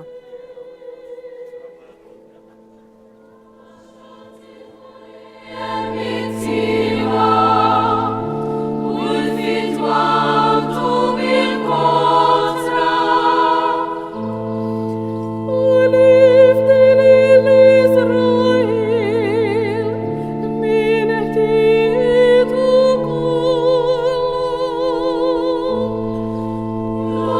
al Messias.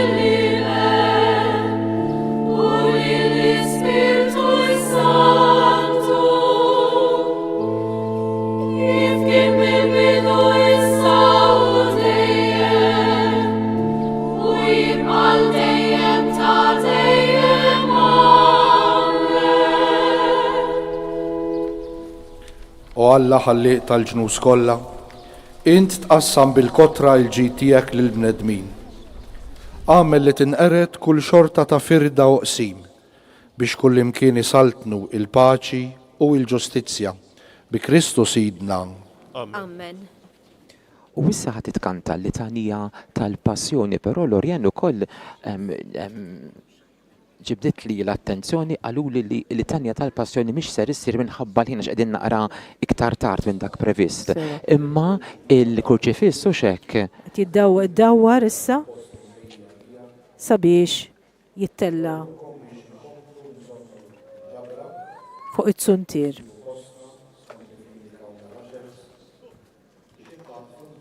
Ruħna għattini parti ta' dan il-pellegrinaġġ permezz ta' smieħ tal-kelma ta' Alla. Ikonna ngħidu Lorjan li anke kien nqumu bil-wieqfa aħna wkoll għax inkella minn bil-qiegħda ma konna ser insegwu xejn għaliex hawnhekk il-pjazzantliet saru ħomma. Ekku. Però verament mument sabiħ, xorta hawn il-kalma l-Elio minkejja kemm hawn nies hawnhekk. Fuq il-karti tal-kant numru 2. In-nies għadhom ġejjin minn ħdejn il-pjazza tad-Dera. Però xorta waħda minkejja hawn ħafna nies hawn ukoll il-kalma hawn kważi s-sikta nistgħu ngħidu hekk u hekk jixraq f'mumenti bħal dawn. U issa qed jitkanta l-innu Vexilla Regis f'dan il-mument u Ġesu qed jitmexxa bil-mod il-mod lejn it-suntir tal-Knisja Santwarju tal-Madonna tal-Loreto, mument li qajjimlek ġismek xewk. Nista' naqsam magħkom intom il-koll qegħdin issegwu din ix-xandira. Verament mument sabiħ, mument solenni ħafna. Naraw ukoll immaġini mill-qrib ta' dan il-kurċifistan ta' għażiż għalina. Di djoċesi Oġoba, id-djoċesi ta' Għawdex iżżejjinna mill-ġdid bil-preżenza tiegħu.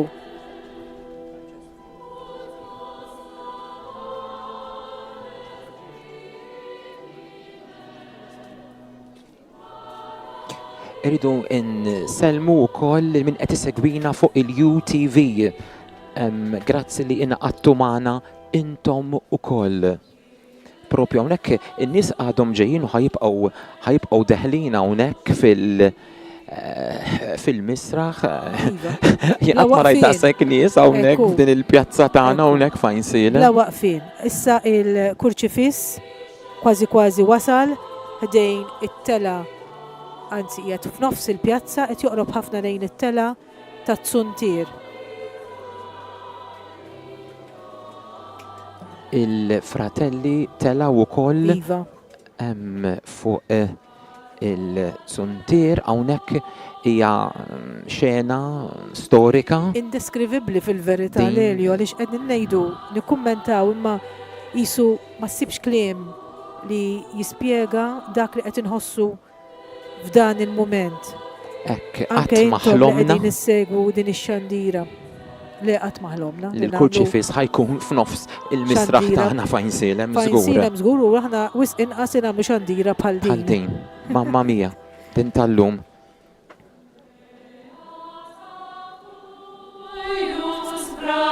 Naraw ukoll is-saċerdoti u s-seminaristi li bil-mod il-mod qed ħerġin mill-Knisja bil-preparament tal-aħħar mument ta' din iċ-ċelebrazzjoni tal-lum.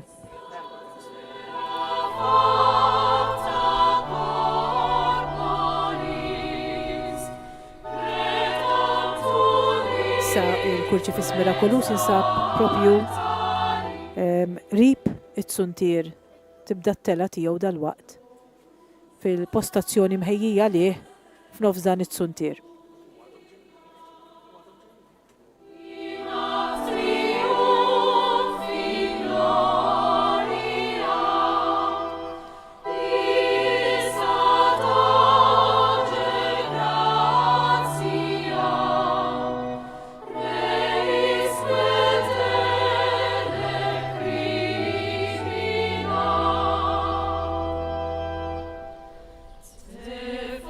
Salus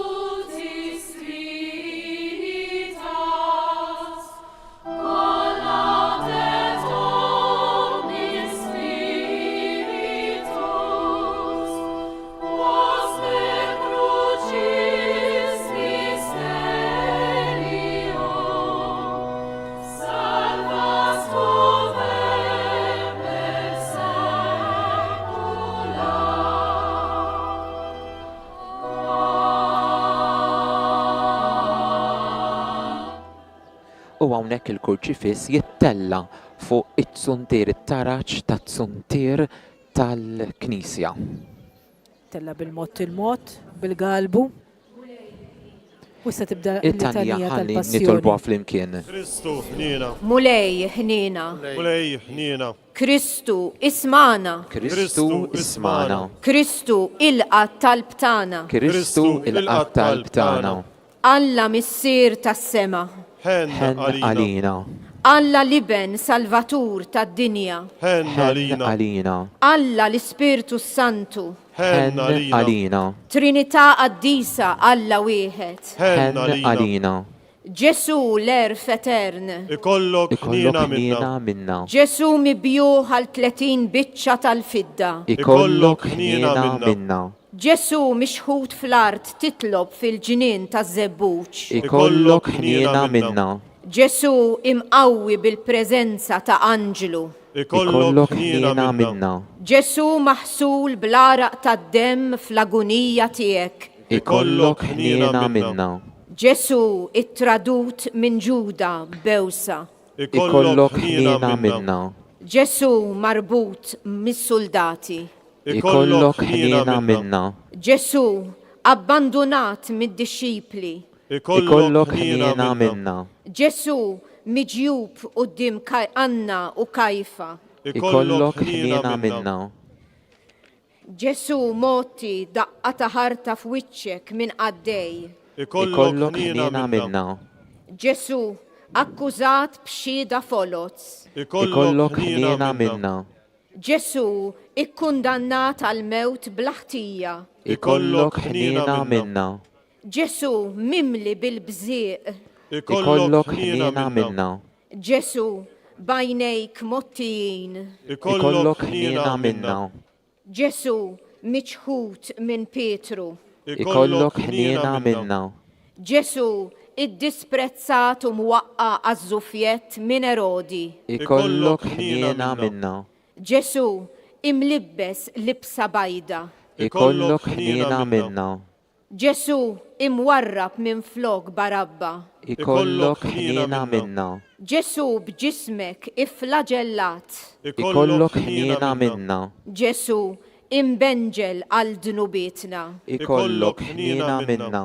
Ġesu stmat bħal lebrus, Ikollok ħnina minna.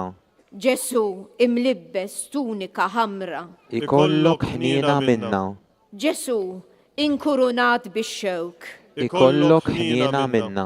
Ġesu li ġejt moti daqqiet ta' qasba fuq rasek, Ikollok ħnina minna, Ġesu mitlub li tiġi msallab mill-lut, Ikollok ħnina minna. Ġesu ikkundannat għal mewta ħarxa, Ikollok ħnina minna. Ġesu moti għarrida tal-edewwa tiegħek, Ikollok ħnina minna. Ġesu mobbi bit-tabija tas-salib, Ikollok ħnina minna. Ġesu meħut bħal naġa għal qatla, Ikollok ħnina minna. Ġesu imnezza minn ħwejġek, Ikollok ħnina minna. Ġesu li wett il-ġenna lil ħallil li nidem, Ikollok ħnina minna. Ġesu li tajt lil San Ġwan lil ommok bħala bina, Ikollok ħnina minna. Ġesu li stqarrejt lilek innifsek minsi mill-missier, Ikollok ħnina minna. Ġesu li natajt il-ħall meta qabdek laċ, Ikollok ħnina minna. Ġesu li tajt xhieda li kull man kiteb fuqek kien mitmum, Ikollok ħnina minna. Ġesu li tlaqt ruħek fidejn missierek, Ikollok ħnina minna. Ġesu li jobdejt sal-mewt tas-salib, Ikollok ħnina minna. Ġesu minfut blanza, Ikollok ħnina minna. Ġesu imnizzel minn fuq is-salib, Ikollok ħnina minna. Ġesu impoġġi f'qabar ġdid, Ikollok ħnina minna. Ġesu li qomt glorjuż fuq il-mewt, Ikollok ħnina minna. Ġesu li tlajt is-sema, ikollok ħnina minna. Ġesu, avukat tagħna quddiem il-missier. Ikollok ħnina minna. Ġesu li batt l-Ispirtu Santu, il-Paraklitu, fuq id-disċipli tiegħek. Ikollok ħnina minna. Ġesu li qatt tiġi biex tiġġudika lil ħajjin u lil mejtin. Ikollok ħnina minna. Uri ħnina magħna. Eħlisna nitolbuk mulej. Min kull deni. Eħlisna nitolbuk mulej. Min kull dnub. Eħlisna nitolbuk mulej. Min kull periklu tar-ruħu tal-ġisem. Eħlisna nitolbuk mulej. Mil-mewt ta' dejjem. Eħlisna nitolbuk mulej. Bl-inkarnazzjoni tiegħek. Eħlisna nitolbuk mulej. Bil-mewt u l-qawmin tiegħek. Eħlisna nitolbuk mulej. Bl-Ispirtu Santu msawwab fuqna. Eħlisna nitolbuk mulej. Fit-tieni miġja tiegħek. Eħlisna nitolbuk mulej. Lilna midimbin. Ismana nitolbuk mulej. Nissel f'qalbna ndiema sinċira. Ismana nitolbuk mulej. Sawwab fina il-grazzja tal-Ispirtu Santu. Ismana nitolbuk mulej. Mexxi l-Knisja tiegħek u ħarisa. Ismana nitolbuk mulej. Għati paċi u ftehim tassew lil popli kollha. Ismana nitolbuk mulej. Uri ħnina ma' kull minu imġarrab. Ismana nitolbuk mulej. Qawwina u ħarisna fis-servizz imqaddes tiegħek. Ismana nitolbuk mulej. Dawwal lil ħutna l-mejtin fil-mistrieħ ta' dejjem. Ismana nitolbuk mulej. Wassalna fix-xirka tal-qaddisin tiegħek. Ismana nitolbuk mulej. Ħaruf ta' Alla li tneħħi d-nubiet tad-dinja. Eħlisna nitolbuk mulej. Ħaruf ta' Alla li tneħħi d-nubiet tad-dinja. Ismana nitolbuk mulej. Ħaruf ta' Alla li tneħħi d-nubiet tad-dinja. Ħenna għalina. Kristu ismana. Kristu ismana. Kristu ilqa it-talb tagħna. Kristu ilqa it-talb tagħna. Nadurawk o Ġesu u nberkuk. Għax b'salibek u l-mewt tiegħek inti fdejtna. Nitolbu. O Alla ta' dejjem li tista' kollox. Intrid li iben il-waħdini bid-dem tiegħu li xerret fuq is-salib jerġa' iħabbibna miegħek. Atina l-grazzja li nqimu l-passjoni u l-mewt tiegħu.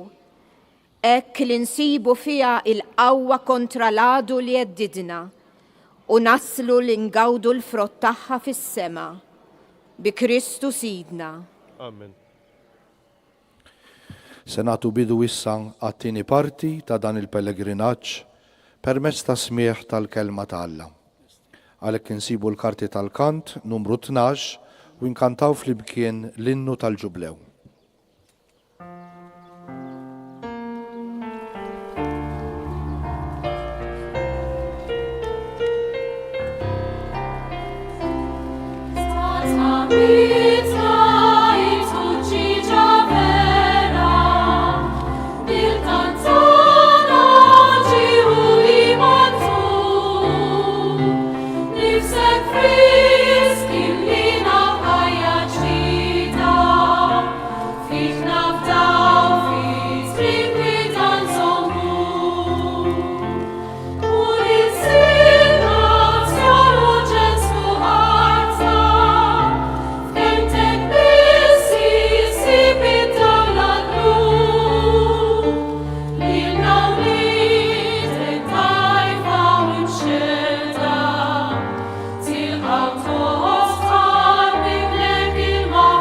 Il-wieqfa u nkantaw fl-imkien ir-ritornell.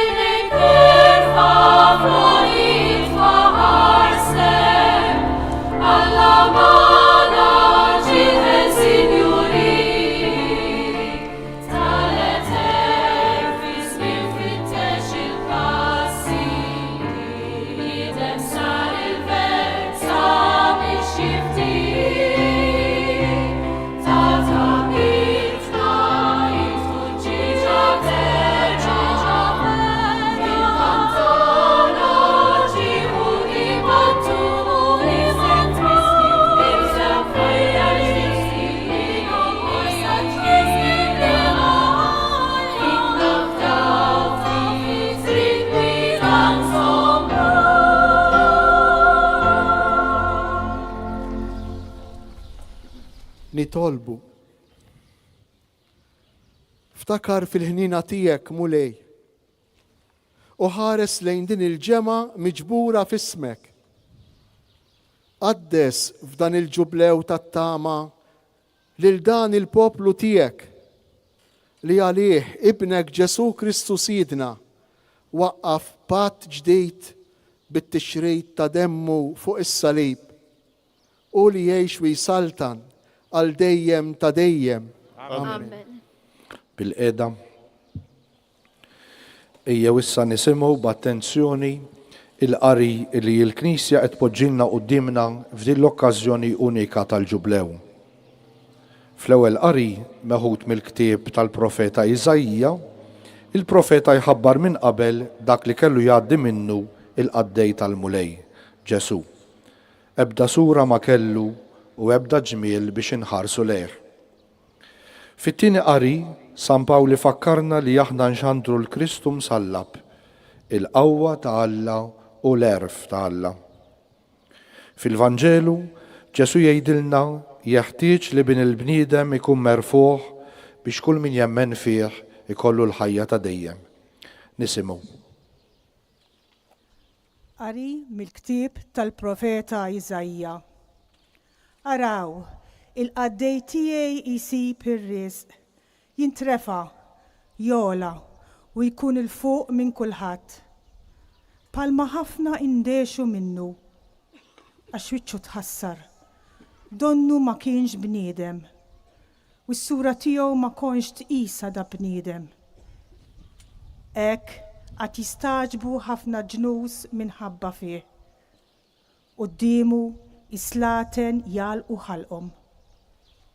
Għax għat jaraw ġrajja li qatt ma semmiet u jifmu dak li qatt ma semgħu bih. Min kien jemmen dak li smajna u f'min intwera drieħ il-mulej. Bħal xitla kiber qudiemna u bħal minn art nixfa. Ebda sura ma kellu u ebda ġmiel biex inħarsu leh. Jew xi sura biex nitaxqu bih. Kien imżeblaħ u imwarrab mill-bnedmin. Bniedem li bata u kien jaf x'inhu il-mart. Bħal wieħed li n-nies jaħbu wiċċhom minnu. Bniedem imżeblaħ u aħna xejn ma qisnieh.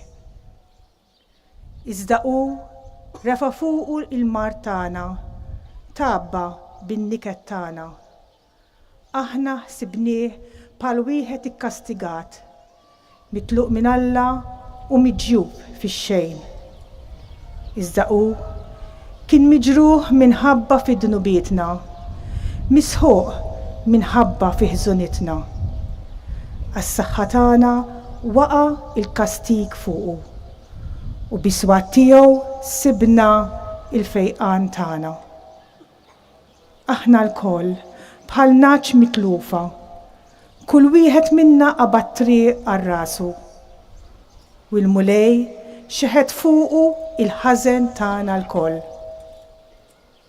Ħaqruh u hu għad għalihom bla ma biss fetaħ fommu. Bħal ħaruf meħud għal qatla u bħal naġa mbikma fit min iġissa ma fetaħx fommu. Bil-forza u l-ħaq neħħew. U min qed jaħseb fuq xortih?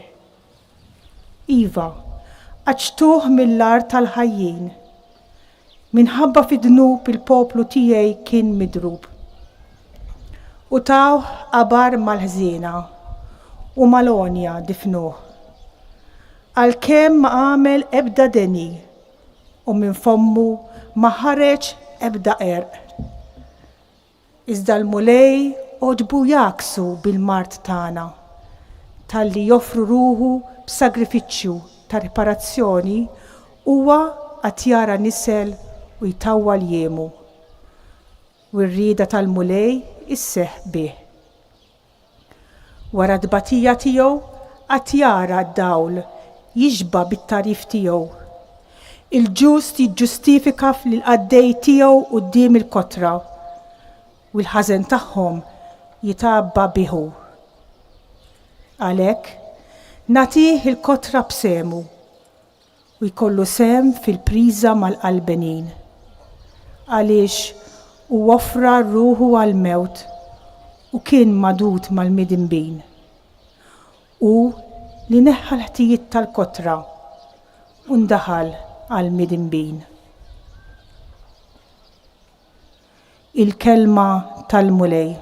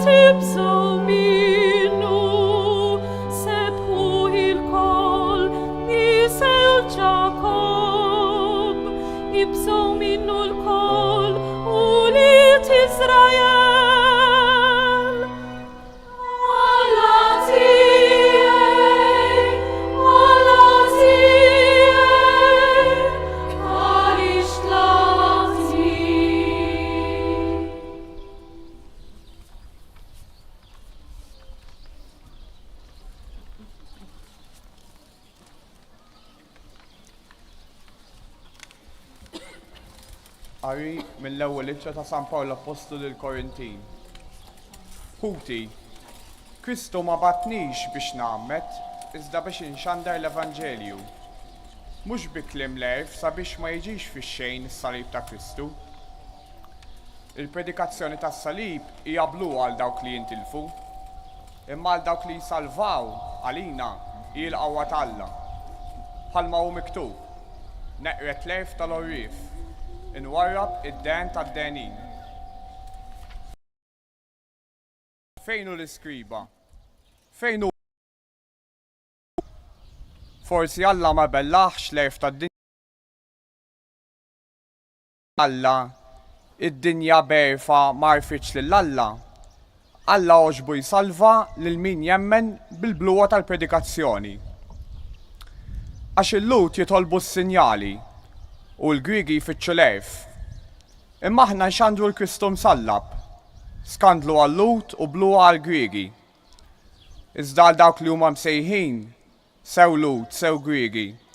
Kristu huwa l-qawwa ta' Alla u l-erf ta' Alla. Għax il-bluwa ta' Alla hija għarfa iktar mill-bnedmin u d-dufija ta' Alla hija aqwa mill-bnedmin. Il-kelma tal-mulej. Mela fil-fatt l-ewwel qari inqara minn Joanne de Brincat u għadu kemm waslilna it-tieni qari Michael Paul Camilleri. Issa il-Vanġelu ser jitwassal mill-Arċipriet tal-parroċċa tagħna tal-Madonna ta' Loreto Għajn Silem l-Arċipriet Frankie Bajjada. Naduraw Kristu u nberkuk għax b'salibek fdejt lid-dinja.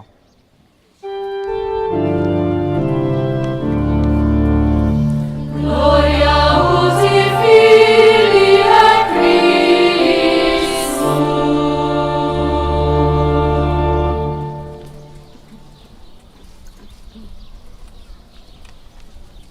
Il-mulej ma'kum. Qari mill-Evanġelju skont San Ġwan.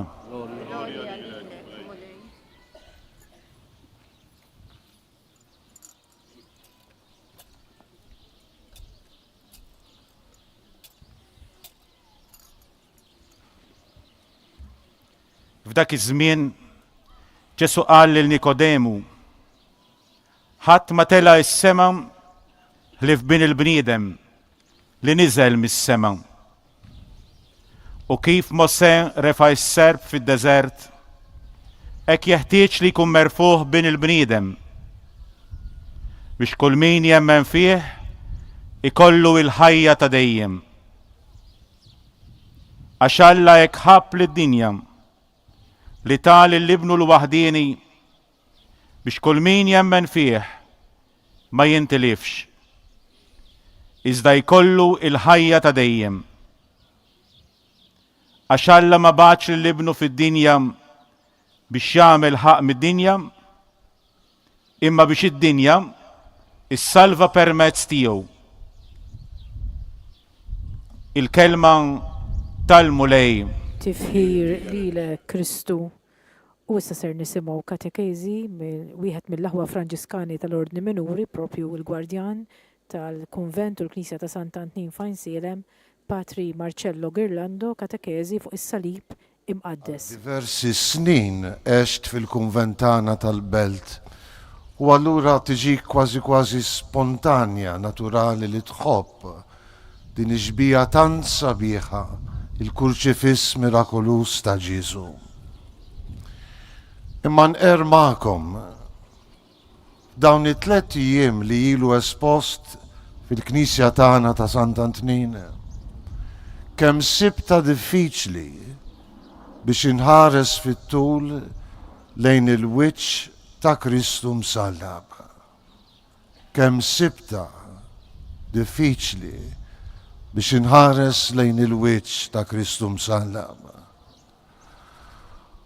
U nemmen illi dan ġrali hekk għal żewġ raġunijiet. L-ewwel net għaliex għal xi raġuni kull darba li provajt inħares lejh fit-tul kien jiġini li nibki. U ma rridx nibki quddiem in-nies. It-tieni raġuni il għaliex għal ftit sekondi li stajt inħares lejn dak il-wiċċ tal-mislub, isu bħal donnu ħassejt toqol ta' dieqa, toma xkejkna ħafna ta' dbatija li għadda minna Kristu Ġesu. Niftakar snin ilu, waħda mara qalt li u kienet għaddejja minn problemi kbar u tiġġudikawiex għal dak li ser ngħid. Qalt li Fader, id-batija tiegħi ikbar minn dik ta' Kristu. Is-salib tiegħi huwa itqal minn dak ta' Kristu. U forsi l-lejla kif aħna miġburin madwar is-salib nistgħu nsaqsu lil nfusna. Jista' jkollna tbatija akbar minn dik ta' Kristu? U tweġiba hija ċarisma, assolutament le. Għadna kif smajna dik il-kelma tant qawwija, imxandra mill-profeta Iżajja, tiġa sekli qabel il-passjoni ta' Ġesu, meta fil-bot jikkontempla dan il-qaddej sofferenti ta' Alla, dan il-personaġġ misterjuż illi kellu jqaddes il-poplu tiegħu bid-tbatija. U smajnieh lil Iżajja jkanta, wiċċu tħassar. Donnu ma kienx wiċċ ta' bniedem. Tabba bid-dnubietna, tabba bil-mart kollu tagħna. Ħarsu lejn is-salib. U għal ftit sekondi ippruvaw immaġinaw dik id-batija tremenda illi jgħaddi minna li bentalla għalina. Tabba bil-mart tagħna. Konna kemm aħna għamilna qed nagħmlu, għad irid nagħmlu esperjenza tal-mart fiżiku, tal-mart spiritwali. U intom tafu daqsi u forsi ħafna minnkom ħafna aktar minni. Kif marda tista' ġibek ħanejda naqra bil-gof zibel. Kif it-toqol tal-mart jista' jafġek. Kif it-toqol ta' marda jew toqla tal-ispirtu fil-qalb kemm tista' taksek, ittaqlek u ġibek fi xejn. Immaġinaw Ġesu li bentalla mamul bniedem illi jitabba bil-mart kollu tagħna. Wara taħsbu li din hija xi kelma astratta, Ġesu verament fuq is-salib tabba bil-mart tagħna, tabba bid-dnubietna. Aħna nafu li aħna midinbin kemm toqol iġib id-dnub, kemm xi kultant konsegwenzi tal-waħx f'ħajjitna, kemm xi kultant konsegwenzi illi jgħaddu minn ġenerazzjoni għal ġenerazzjoni, it-toqol, il-kruwa tad-dnub, tar-ribelljoni kontra Alla. U fuq dak is-salib Ġesu jitabba bid-dnubiet kollha tal-bnedmin kollha. Immaġinaw id-batija tremenda li minna jgħaddi li bentalla fl-umanità tiegħu misluba mal-ewda tas-salib.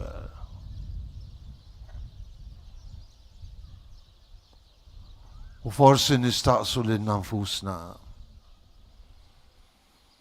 imma għaliex Alla ried jisalvana permezz tas-salib ta' Ġesu. Inxi kultant naħseb u ngħid imma Alla seta' jgħid nofs ta' kelma u jisalvana. Seta' jibgħat żiffa ħelwa u jisalvana. Imma ried jisalvana bil-mewt, bil-passjoni, bil-mewt ta' Ġesu. Bid-batija tremenda tal-iben Alla fuq is-salib, bil-mewt tiegħu fuq l-għowda mqazza. Qatt ħsibtu kif Alla fil-għerf profond tiegħu rid juża żewġ affarijiet li l-aktar ikexkxuna fil-ħajja biex isalva lilna l-bnedmin. Alla jinqeda bid-batija. Alla jinqeda bil-mewt ta' ibnu biex lilna isalvana. Alla jinqeda dawk iż-żewġ affarijiet li għadhom jifxluna sal-ġurnata tal-lum, il-mart, id-batija, il-mewt, u fuq is-salib imqaddes jibdilhom fodda ta' fidwa, fodda ta' barka, strument ta' salvazzjoni.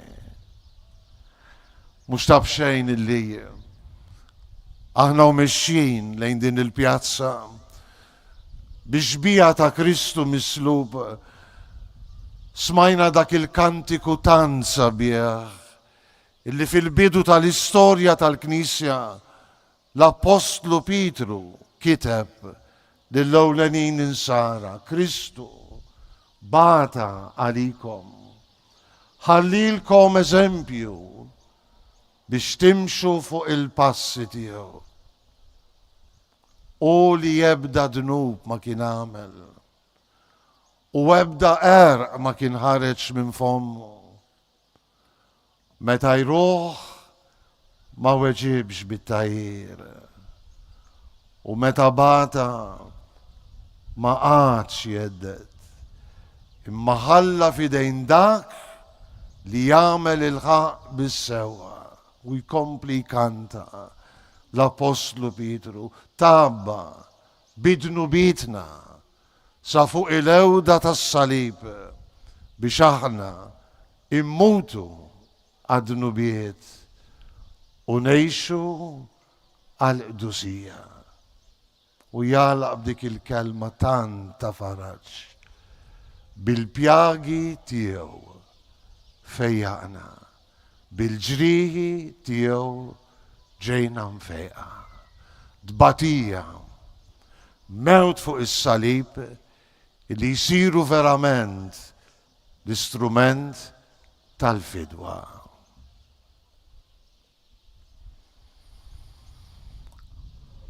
Aħna lek matul dawn it-tlet ijiem ma ddejjaqniex kif ġejna mistiedna mir-rajtana illi nitfaw il-ħarsa tagħna lejn min nifdu. Għalhekk ma ddejjaqniex illi biħġarna imna iġbija ta' Kristu mislub għalina matul dawn it-tliet ġranet ta' grazzja. Il għaliex aħna ma nistmerrux is-salib ta' Ġesu. Aħna ma nibżawx mis-salib ta' Ġesu. Is-salib ta' Ġesu ma jiskandalizzanix, ma jfixkinniex, imma huwa d-dawl tagħna, il-qawwa tagħna, il-fejqan u l-ħelsien tagħna. Xi grazzja għexna f'dawn il-ġranet propju mal-ewwel tokki tal-mixja tar-randan. Bil-ħarsa tagħna fuq il-mislub, bil-ħarsa tagħna fuq il-kurċifiss mirakulus ta' Ġesu. Grazzja tremenda, ila li xaktar maħarisna leħ fid-batija tiegħu. Aktar minna, illi dik iġbija ta' Ġesu mislub għalina huwa l-ikbar u l-isbaħ espressjoni tal-imħabba ta' Alla għalina. X'loġika ta' Alla, is-salib, id-batija, il-mewt, il-kurċifiss illi jiskandalizza tant persuni, anki l-lum, illi jdejja tant persuni li mandomx id-don tal-fidi, għalina u għall-ikbar u l-isbaħ sinjal tal-imħabba tal-la għalina. Mux tabxej San Pawl fl-ittra l-Galatin joħroġ b'dik lajta tant sabiħa. Jina nejx bil-fidi fl-iben tal-la li ħabni u taruħu għalija. Jina nejx bil-fidi fl-iben tal-la li ħabni u taruħu għalija. Kenna l-grazzja nħarsu lejn il-kurċifiss. Kenna l-grazzja nitolbu qudiem il-kurċifiss. Kenna l-grazzja li forsi nikkontemplaw ftit aktar il-misteru ta' tbatija ta' Ġesu, il-misteru trement tal-mewt u l-qawmin ta' Ġesu. Ħarisna lejh, ħarisna lejn dak li nifdu. Il-għaliex f'dak il-ġisem mislub rajna sagrifiċċju jfoħ. Rajna Ġesu illi joffri d-batija tiegħu, li joffri l-passjoni ħarxa tiegħu biex l-inna isalvana. Araw xi ġmiel. Ikkontemplajna lil Ġesu li mid-batija u l-mewt jagħmel sagrifiċċju lil missieru. Offerta tfuq, offerta li l-inna switinna il-fidwa.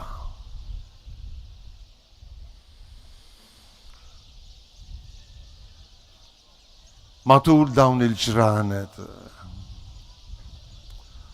tlabna li jsir miraklu kbir f'ħajjitna. Tlabna li bħal Ġesu narfu anki aħna, nerfaw salibna, nerfaw it-toqol tagħna, nerfaw il-mart tagħna. Xi grazzja tkun għal bniedem li jemmen fis-salib, illi jaqat tbatijitu ma dawk ta' Ġesu.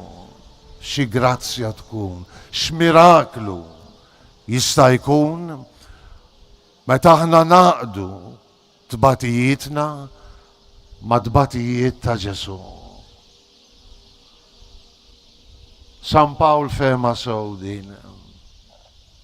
U meta jikteb lil-Kolossin minn qalbu jgħid jiena nifraħ bid-batijiet tiegħi, jiena nifraħ arakkawx min jifraħ bid-batija tiegħu. Imma Pawlu jgħid jiena nifraħ bid-batijiet tiegħi għax bihom inkompli f'ġismi dak li jonqos fija mill-passjoni ta' Kristu għal-ġid tal-ġisem tiegħu li huwa l-Knisja. Pawlu jfakkarna u dawn it-tliet ġranet kienu okkażjoni biex nitolbu din il-grazzja. Ekku Pawlu jfakkarna li kull nisrani irid ikompli fih dak li jonqos fih bil-passjoni ta' Ġesu.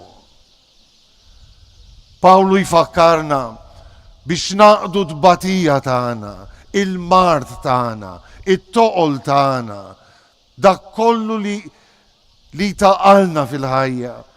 Jistedinna mhux biex naħarbuh, imma biex naqduh mal-passjoni ta' Ġesu, mas-salib ta' Ġesu, biex bekk anki in-naqra d-batija tagħna maquda ma' dik ta' Ġesu sir offerta lill-Alla, talba ħerqana, għal-ġittana, għal-ġit ta' dawk li nozzu, għal-ġit tal-Knisja, għal-ġit tad-dinja tagħna.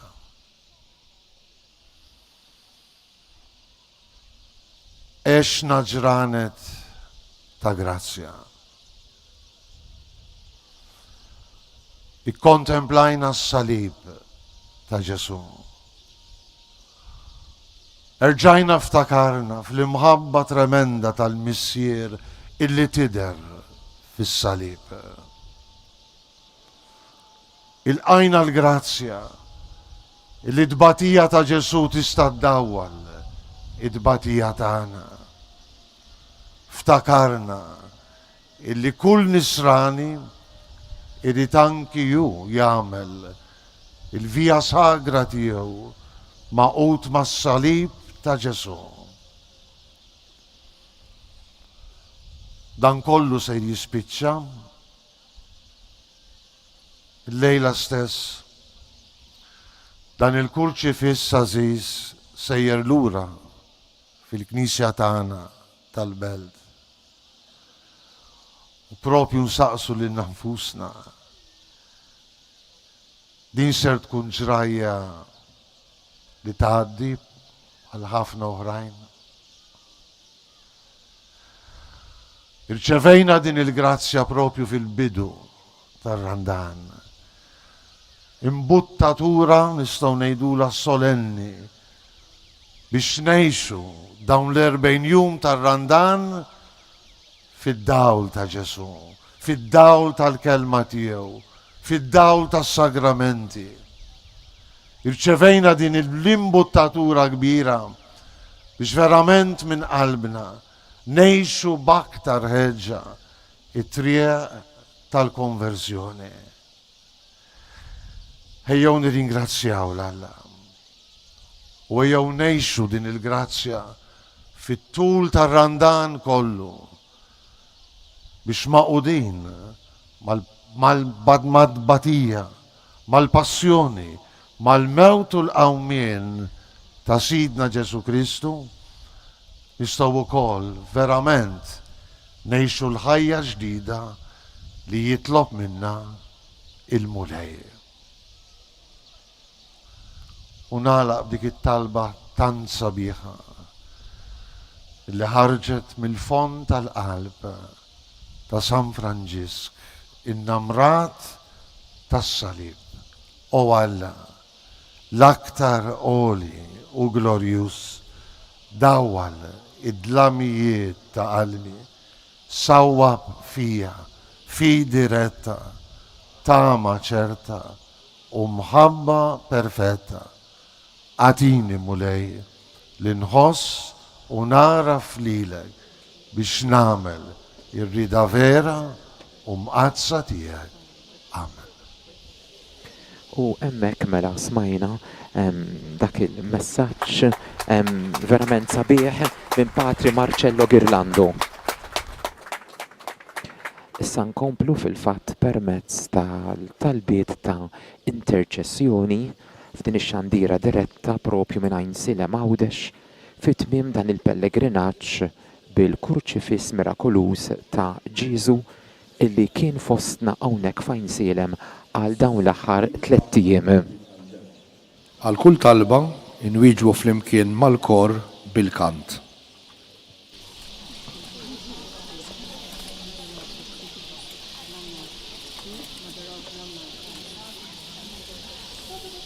Ħuti Jeżis, il-mulej Ġesu għalina u għal-fidwa tagħna obda lill-missier sal-mewt u sal-mewt tas-salib. Bħal ħalliel imsallab ma' ġembu, induru fuqu bil-fiduċja kollha u nitolbu salva lilna u lill-bnedmin kollha. Mulej Ġesu, int kont maqtul f'Abel u mibjuħ f'Ġuzeppi u illum tinsab ippersegwitat f'bosta insara madwar id-dinja. Iqaf ma' kull minnu imġarrab minħabba is-sewwa u għamel li tingħata xhieda sabiħa li int tenni il-qlub ta' min jemmen fik. Nitolbu.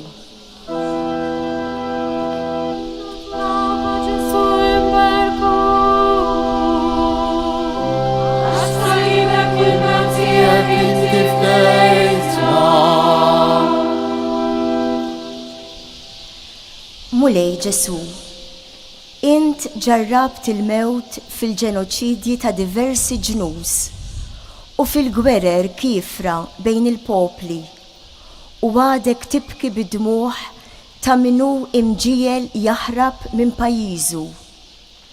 Ħaddem il-qawwa tiegħek biex twaqqaf kull vjolenza bejn il-bnedmin u rot lura il-paċi u l-ħelsien sħiħ lil dawk kollha li jinsabu maħkuma mill-biża' tal-mewt.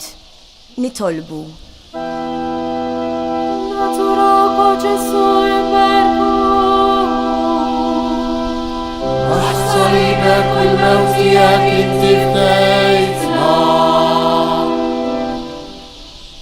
Mulej Ġesu, ġismek l-Aziz għadu jibati fil-ġisem ta' tfal bil-ġuħ, għadu msawwat fil-ġisem ta' żgħażagħ vittmi ta' droga, għadu mżeblaħ fil-ġisem ta' nisa sfruttati u vjolentati.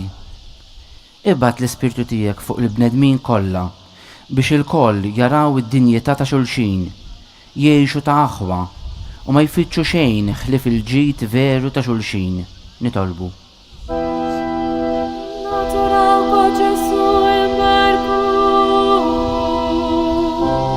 Għax b'salibek u l-mewt tiegħek inti fdejtna. Mulej Ġesu, interfajt fuqek il-mart kollu tagħna, tnikkiet bin-niket tagħna u sallabt bid-dnubiet tagħna. Fejjaqna bil-pjagi tiegħek, farraġna bil-qawmien tiegħek, aħfrilna fil-ħniena tiegħek u uri f'kulħadd il-qawwa rebbieħa tas-salib tiegħek. Nitolbu.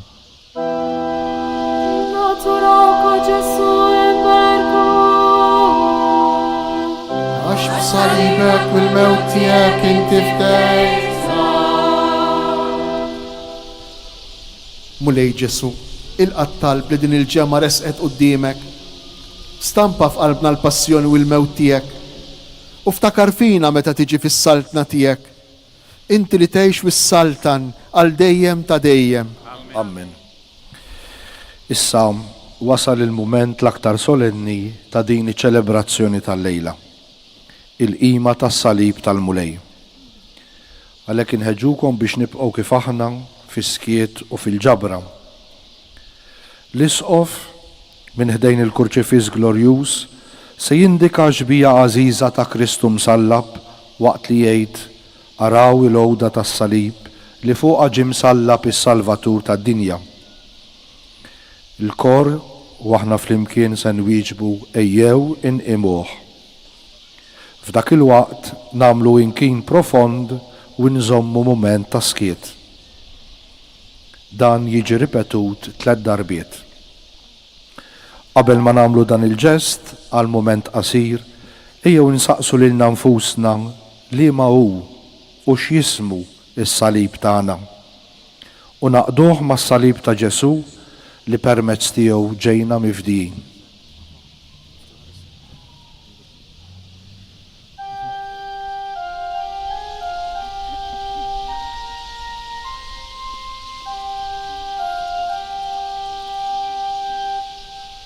Araw il-għowda tas-salib li fuqha ġie msallab is-Salvatur tad-dinja.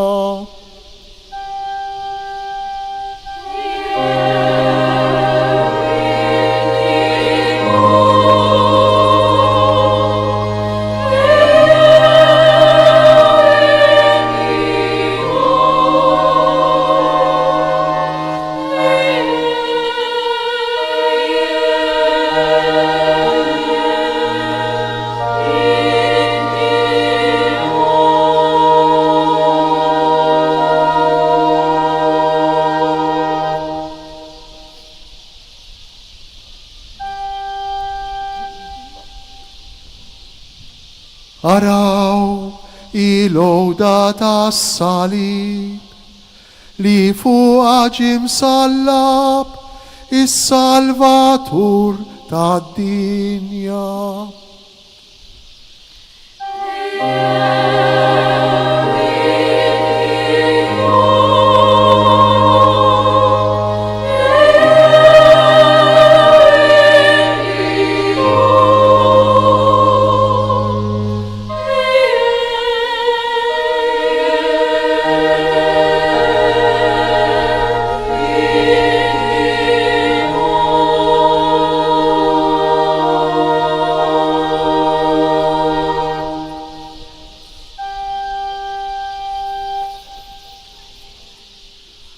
Araw il-għoda tas-salib li fuqa ġim sallab is-Salvatur tad-dinja.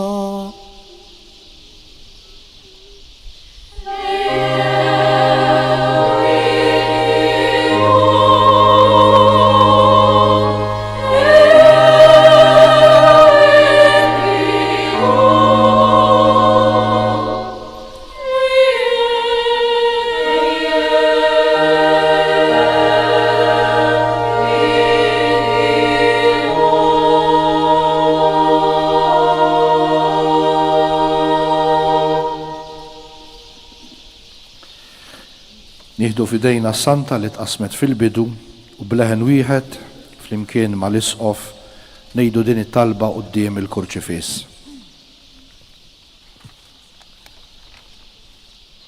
O Alla, l-aktar oli u glorjuż, dawwal id-dlamijiet ta' qalbi, sawwa fija fidi retta, tama ċerta u imħabba perfetta. Għatini mulej li nħoss u nara flilek biex namel ir-rida vera u imqazza tiegħek. Amen. Nitolbu skont il-fema u għal-bżonnijiet tal-Papa Franġisku. Missierna li inti fis-smewiet jitqaddes ismek, tiġi saltnatek, ikun li tritient kif fis-sema ekda fl-art.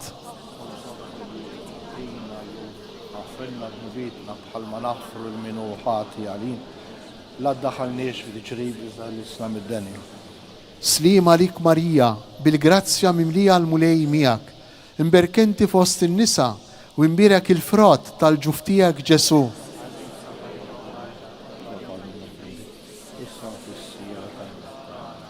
Glorja lill-Missier u lill-Liben u lill-Ispirtu Santu.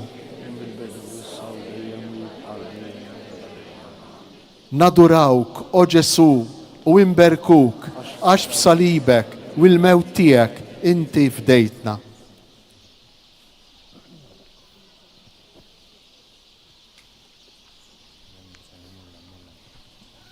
Issa fil-fatt ser isiru xi preżentazzjonijiet.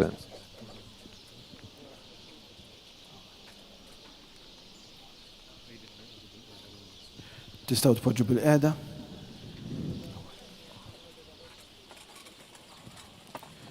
Nsejjaħ l-rettur u l-viċi rettur tal-Arċikonfraternità tas-Santissimu Kurċifiss.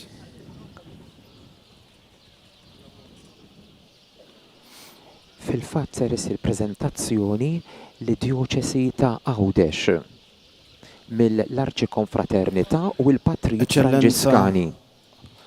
Aħna l-Patrijiet Franġiskani flimkien mal-Arċikonfraternità tas-Santissimu Kurċifiss nixtiequ nirringrazzjawk. Nirringrazzjawk tal-grazzja kbira li tajtina li naqsmu magħkom dan il-mument sabiħ, dan il-ġublew tat-tama. Nirringrazzjawk li ħsibtu fina, nirringrazzjawk li l-qajtuna b'tanti mħabba u rispett.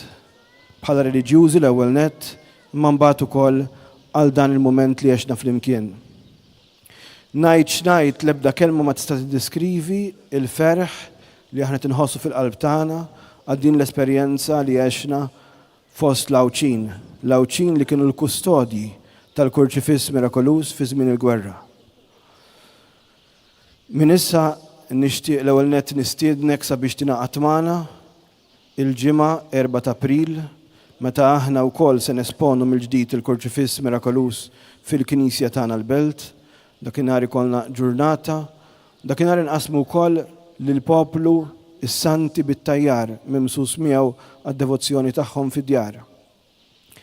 Iżda ma xtaqniex nitilqu lura mingħajr ma nħallu xi ħaġa li għalina hija għażiża biex tiddeċidi inti u tiddisponi inti minn dak li għandu jsir b'dawn l-oġġetti li se nħallu warajna.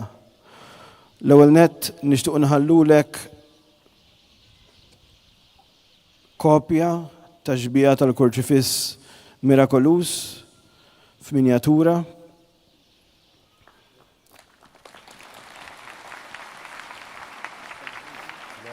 Imqaħar, uruħ l-nies fil-kas.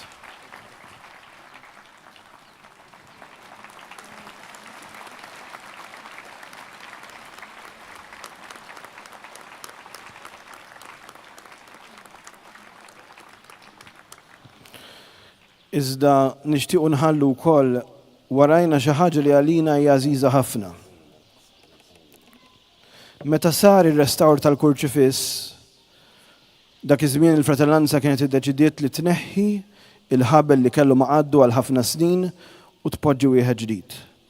Dan il-ħabel jinsab fil-Knisja tagħna magħluq ġo kaxxa, qiegħed hemmhekk għad-devozzjoni tal-poplu, imma qiegħed hemmhekk biex iżuru wkoll il-dawk il-morda li jkunu jixtiequ il-preżenza tal-Kurċifiss imma ma jkollhomx iċ-ċans jiġu l-Knisja minħabba tas-sitwazzjoni ta' Mart.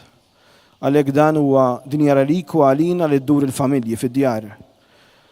Aħna xtaqna li inħallu biċċa minn din ir-relikwa tagħna u nippreżentawha lilek biex tiddeċidi inti fejn tista' tkun għal qima tal-poplu. Kelma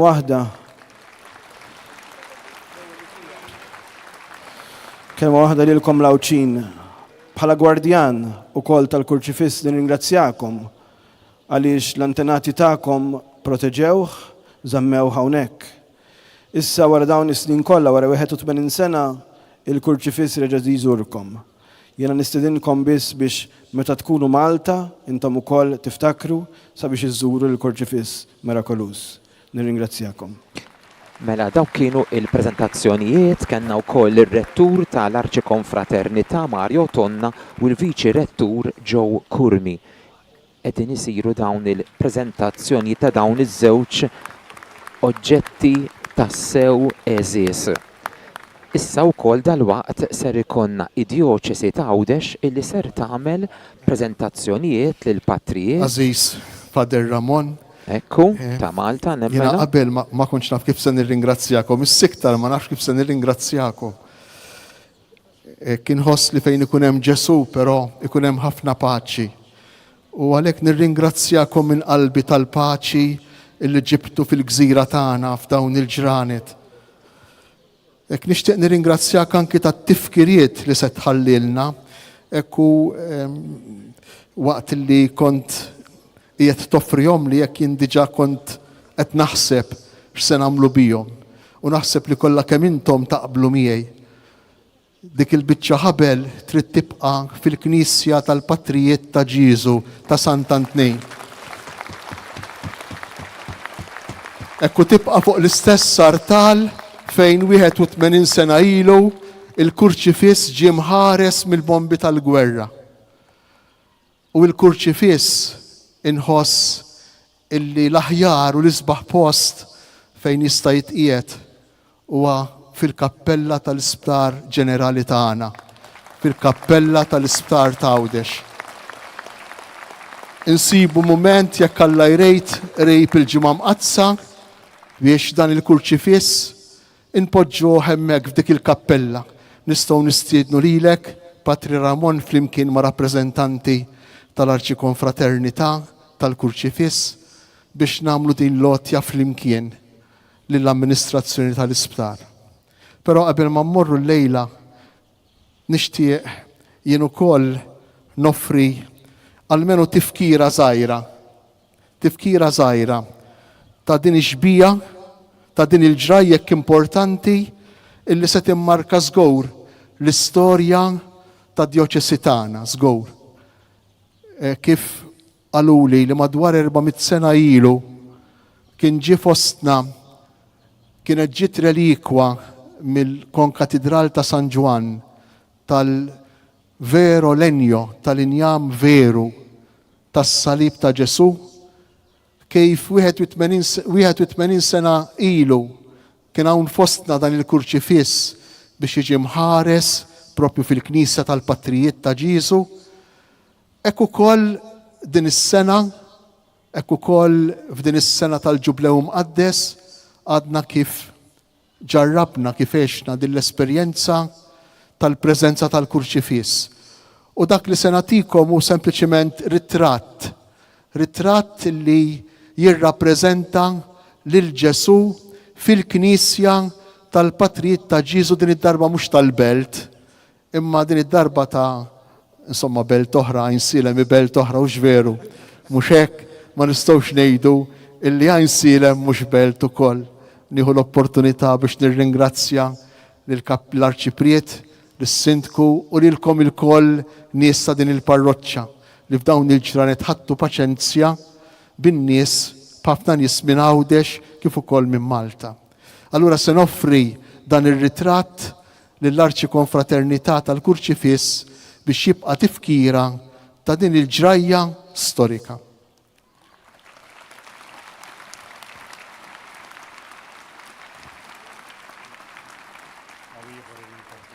Mela hawnhekk il-preżentazzjonijiet lil Patrijiet Franġiskani hawnhekk f'Għajnsilem. Se noffri ritratt ieħor ukoll lil Patrijiet ovvjament ta' Ġiesu tal-Belt Valletta, il-Fader Ramon, kif ukoll lill-Arċikonfraternità tas Santissimu Kurċifiss, dawn it-tlet ritratti fuq it-tila illi jimmarkaw din l-okkażjoni tant speċjali illi seħħet fil-Gżejjer tagħna f'din is-sena tal-Ġublew f'dan ir-Ramadan 2025.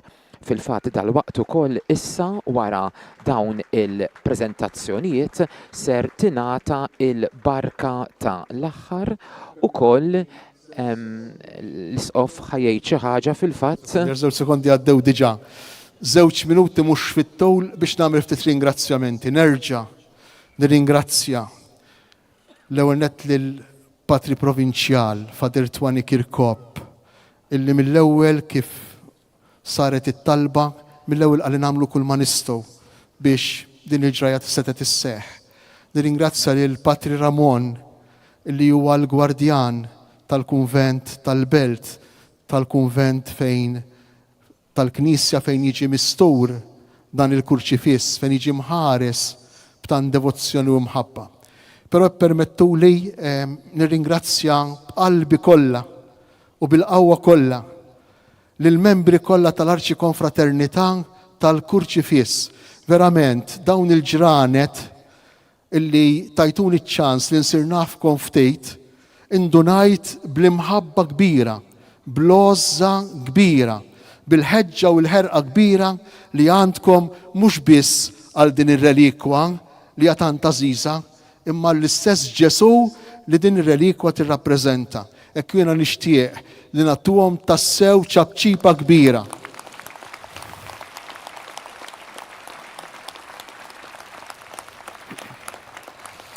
Nirringrazzja lil dawk li ħadu ħsieb it-trasport minn Malta għal Għawdex u issa llejla minn Għawdex għal Malta flimkien mal-forzi tal-ordni li jakkumpanjaw kemm minn hemm malaw u issa minn hawn għal hemm. Nirringrazzja wkoll lid-direzzjoni tal-Gozo Channel li tatna l-possibilità li jistgħu jitelgħu minn ta' quddiem mingħajr problemi ta' kjus biex il-kurċifiss ikun jista' jiġi mħares. Nirringrazzja lil Patrijiet Franġiskani, lil Patri Marcello u l-Patrijiet Franġiskani ta' hawnhekk li għandna f'Għawdex għaliex f'dawn it-tliet ijiem kienu disponibbli għal kull ma jiġi u għal kull min jiġi. Intom tafu li bejn il-lejl tal-ġimgħa u s-sibt baqgħu mqajmejn. Il-Knisja ma lqietx sas-sibt bil-lejl, sas-sibt f'nofs il-lejl baqet miftuħa kważi jumejn sħaħ u l-patrijiet kienu hemmhekk disponibbli flimkien ma' ħafna saċerdoti dioċesani li taw id-disponibilità tagħhom ukoll biex ikun hemm saċerdoti biżżejjed disponibbli għal qrar. Kienu jiem tassew ta' grazzja għad-dioċesi tagħna.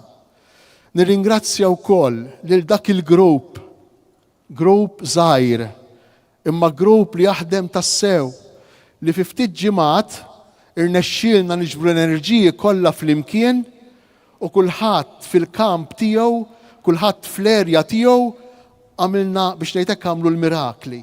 Verament b'koordinament u b'organizzazzjoni illi jiena ma nistax ma nkunx rikonoxxenti għal kull wieħed u kull waħda minnhom. Sintendi dan ix-xogħol kollu huwa xogħol volontarju.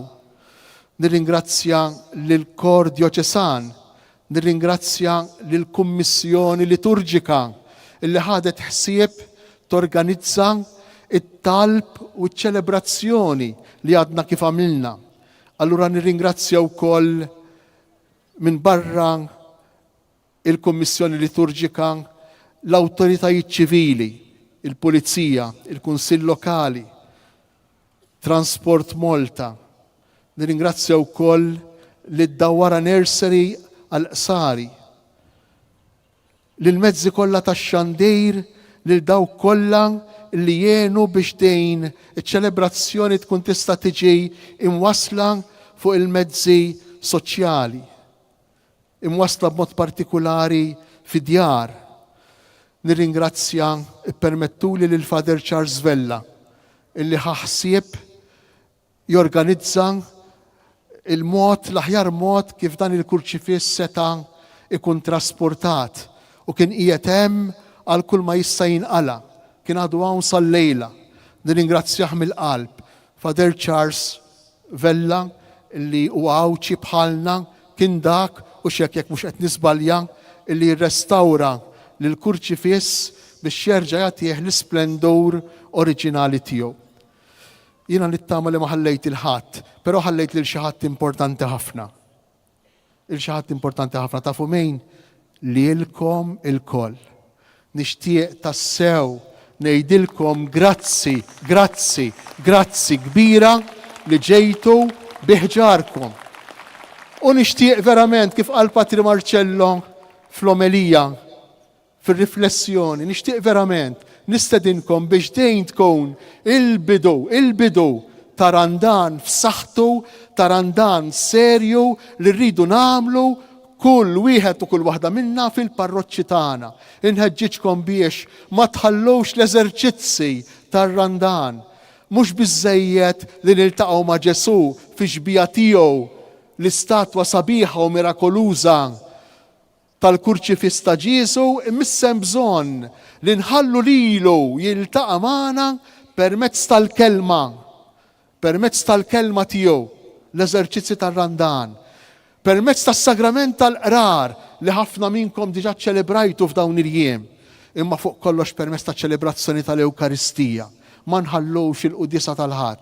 U fl-aħħar, tinsewx it-tlet ijiem eżjes tal-Eid. 3 mhux 2, 3. Għax mhux 2, għax mhux 5 ix-xirka u l-ġimgħa l-kbira biss. 5 ix-xirka, il-ġimgħa l-kbira u l-velja tal-Eid.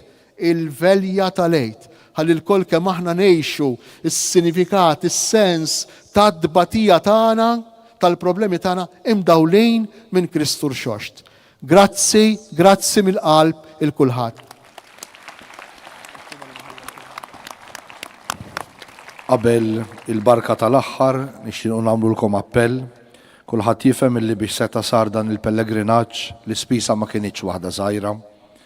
U allura fostkom diġà bdew iduru l-ushers biex jilqgħu l-offerta tagħkom. Nitolbukom biex tkunu ġenerużi, tagħmlu offerta biex intaffu ftit minn dawn l-ispejjeż. Grazzi ħafna l kulħadd. Nixtiequ narfukom ukoll li għal min jixtieq hawnhekk f'din il-Knisja ta' Nsilem sar ikun hawn qudiesa fis-7 ta' filgħaxija. Ippermettu li qabel ma titilqu ngħidilkom kelma żgħira. Ħsibkom hemm intom u sejrin issa mingħajr ħafna tfexfejx. ta' għawdex żgħir u kull ma jkun hemm 5 minuti ta' biex ma jweġġaħat. Inqumu bil-wieqfa biex nirċivu l-barka ta' Alla. Il-mulej ma'kom. Miegħek ukoll. Ikun imbierek isem il-mulej. Min issa u għal dejjem. Lajnuna tagħna f'isem il-mulej. li Jagħmel is-sema u l-art. U jberikkom Alla li jista' Baxxu kollox, rasna l-barka ta' Alla. il-Missier, l-Iben u l-Ispirtu Santu. Amen. Amen. Morru u għejxu fil-paċi ta' Kristu. Irroddu ħajr lil lill-Alla. Ekku Lorien, Wasalna wasanna fit-tmiem issa. fit-tmiem din ix-xandira storika li kellna Veru. flimkien. Veru, hija xandira storika kien ta' pjaċir kbir inwaslulkom dak kollu li qed iseħħ. Grazzi għal ukoll għal John Paul u Jacqueline u t-tim kollu li ħadem sabiex din ix-xandira kellna l-Josephine Xwiereb ukoll u lil-Lina Degwara li għenu ħafna biex din ix-xandira tasalantkom permezz ta' diversi mezzi ta' komunikazzjoni. Nirringrazzjawkom li bqajtu magħna sissa. Ekku. Jalla ħattu ġid spiritwali minn din ix-xandira. Verament immaġini sabiħa ta' Ġesu hawnhekk fostna li jista' ser jittieħed lura Malta u jerġa' jieħu postu fejn ikun is-soltu kif qalilna Ekku. ma qalulna xi ħadd qalilna ma ninsewx imorru nżuruh. Eżatt, il-Belt Valletta mhix daqshekk il-bot. Ekku, Tajjeb, ekku. aħna wkoll infakrukom tarawa fuq il-mezzi soċjali ta' Dioċesi ta' Għawdex kemm Facebook u lil kull min segwa din ix-xandira mela l-mezzi soċjali ta' Dioċesi ta' Għawdex, Facebook, YouTube, Shake TV, UTV, Radio Marija, RTK 103 Newsbook u ir-radijiet tal-komunità anke b'mod speċjali Radio Lawretana illi wkoll kien tajnuna kbira hawnhekk f'Ajnsilem. Iva, nirringrazzjaw lil kulħadd, il-kull min ta' semu, il-kull min ipparteċipa u żgur illi kienet lejla pellegrinaġġ mimli tama u talb. Ekku. Naminaw ninselmulkom. Ninselmulkom, nixtqulkom ħafna paċi minn ġewwa Ajnsilem. Lejli tajjeb u randan qaddis.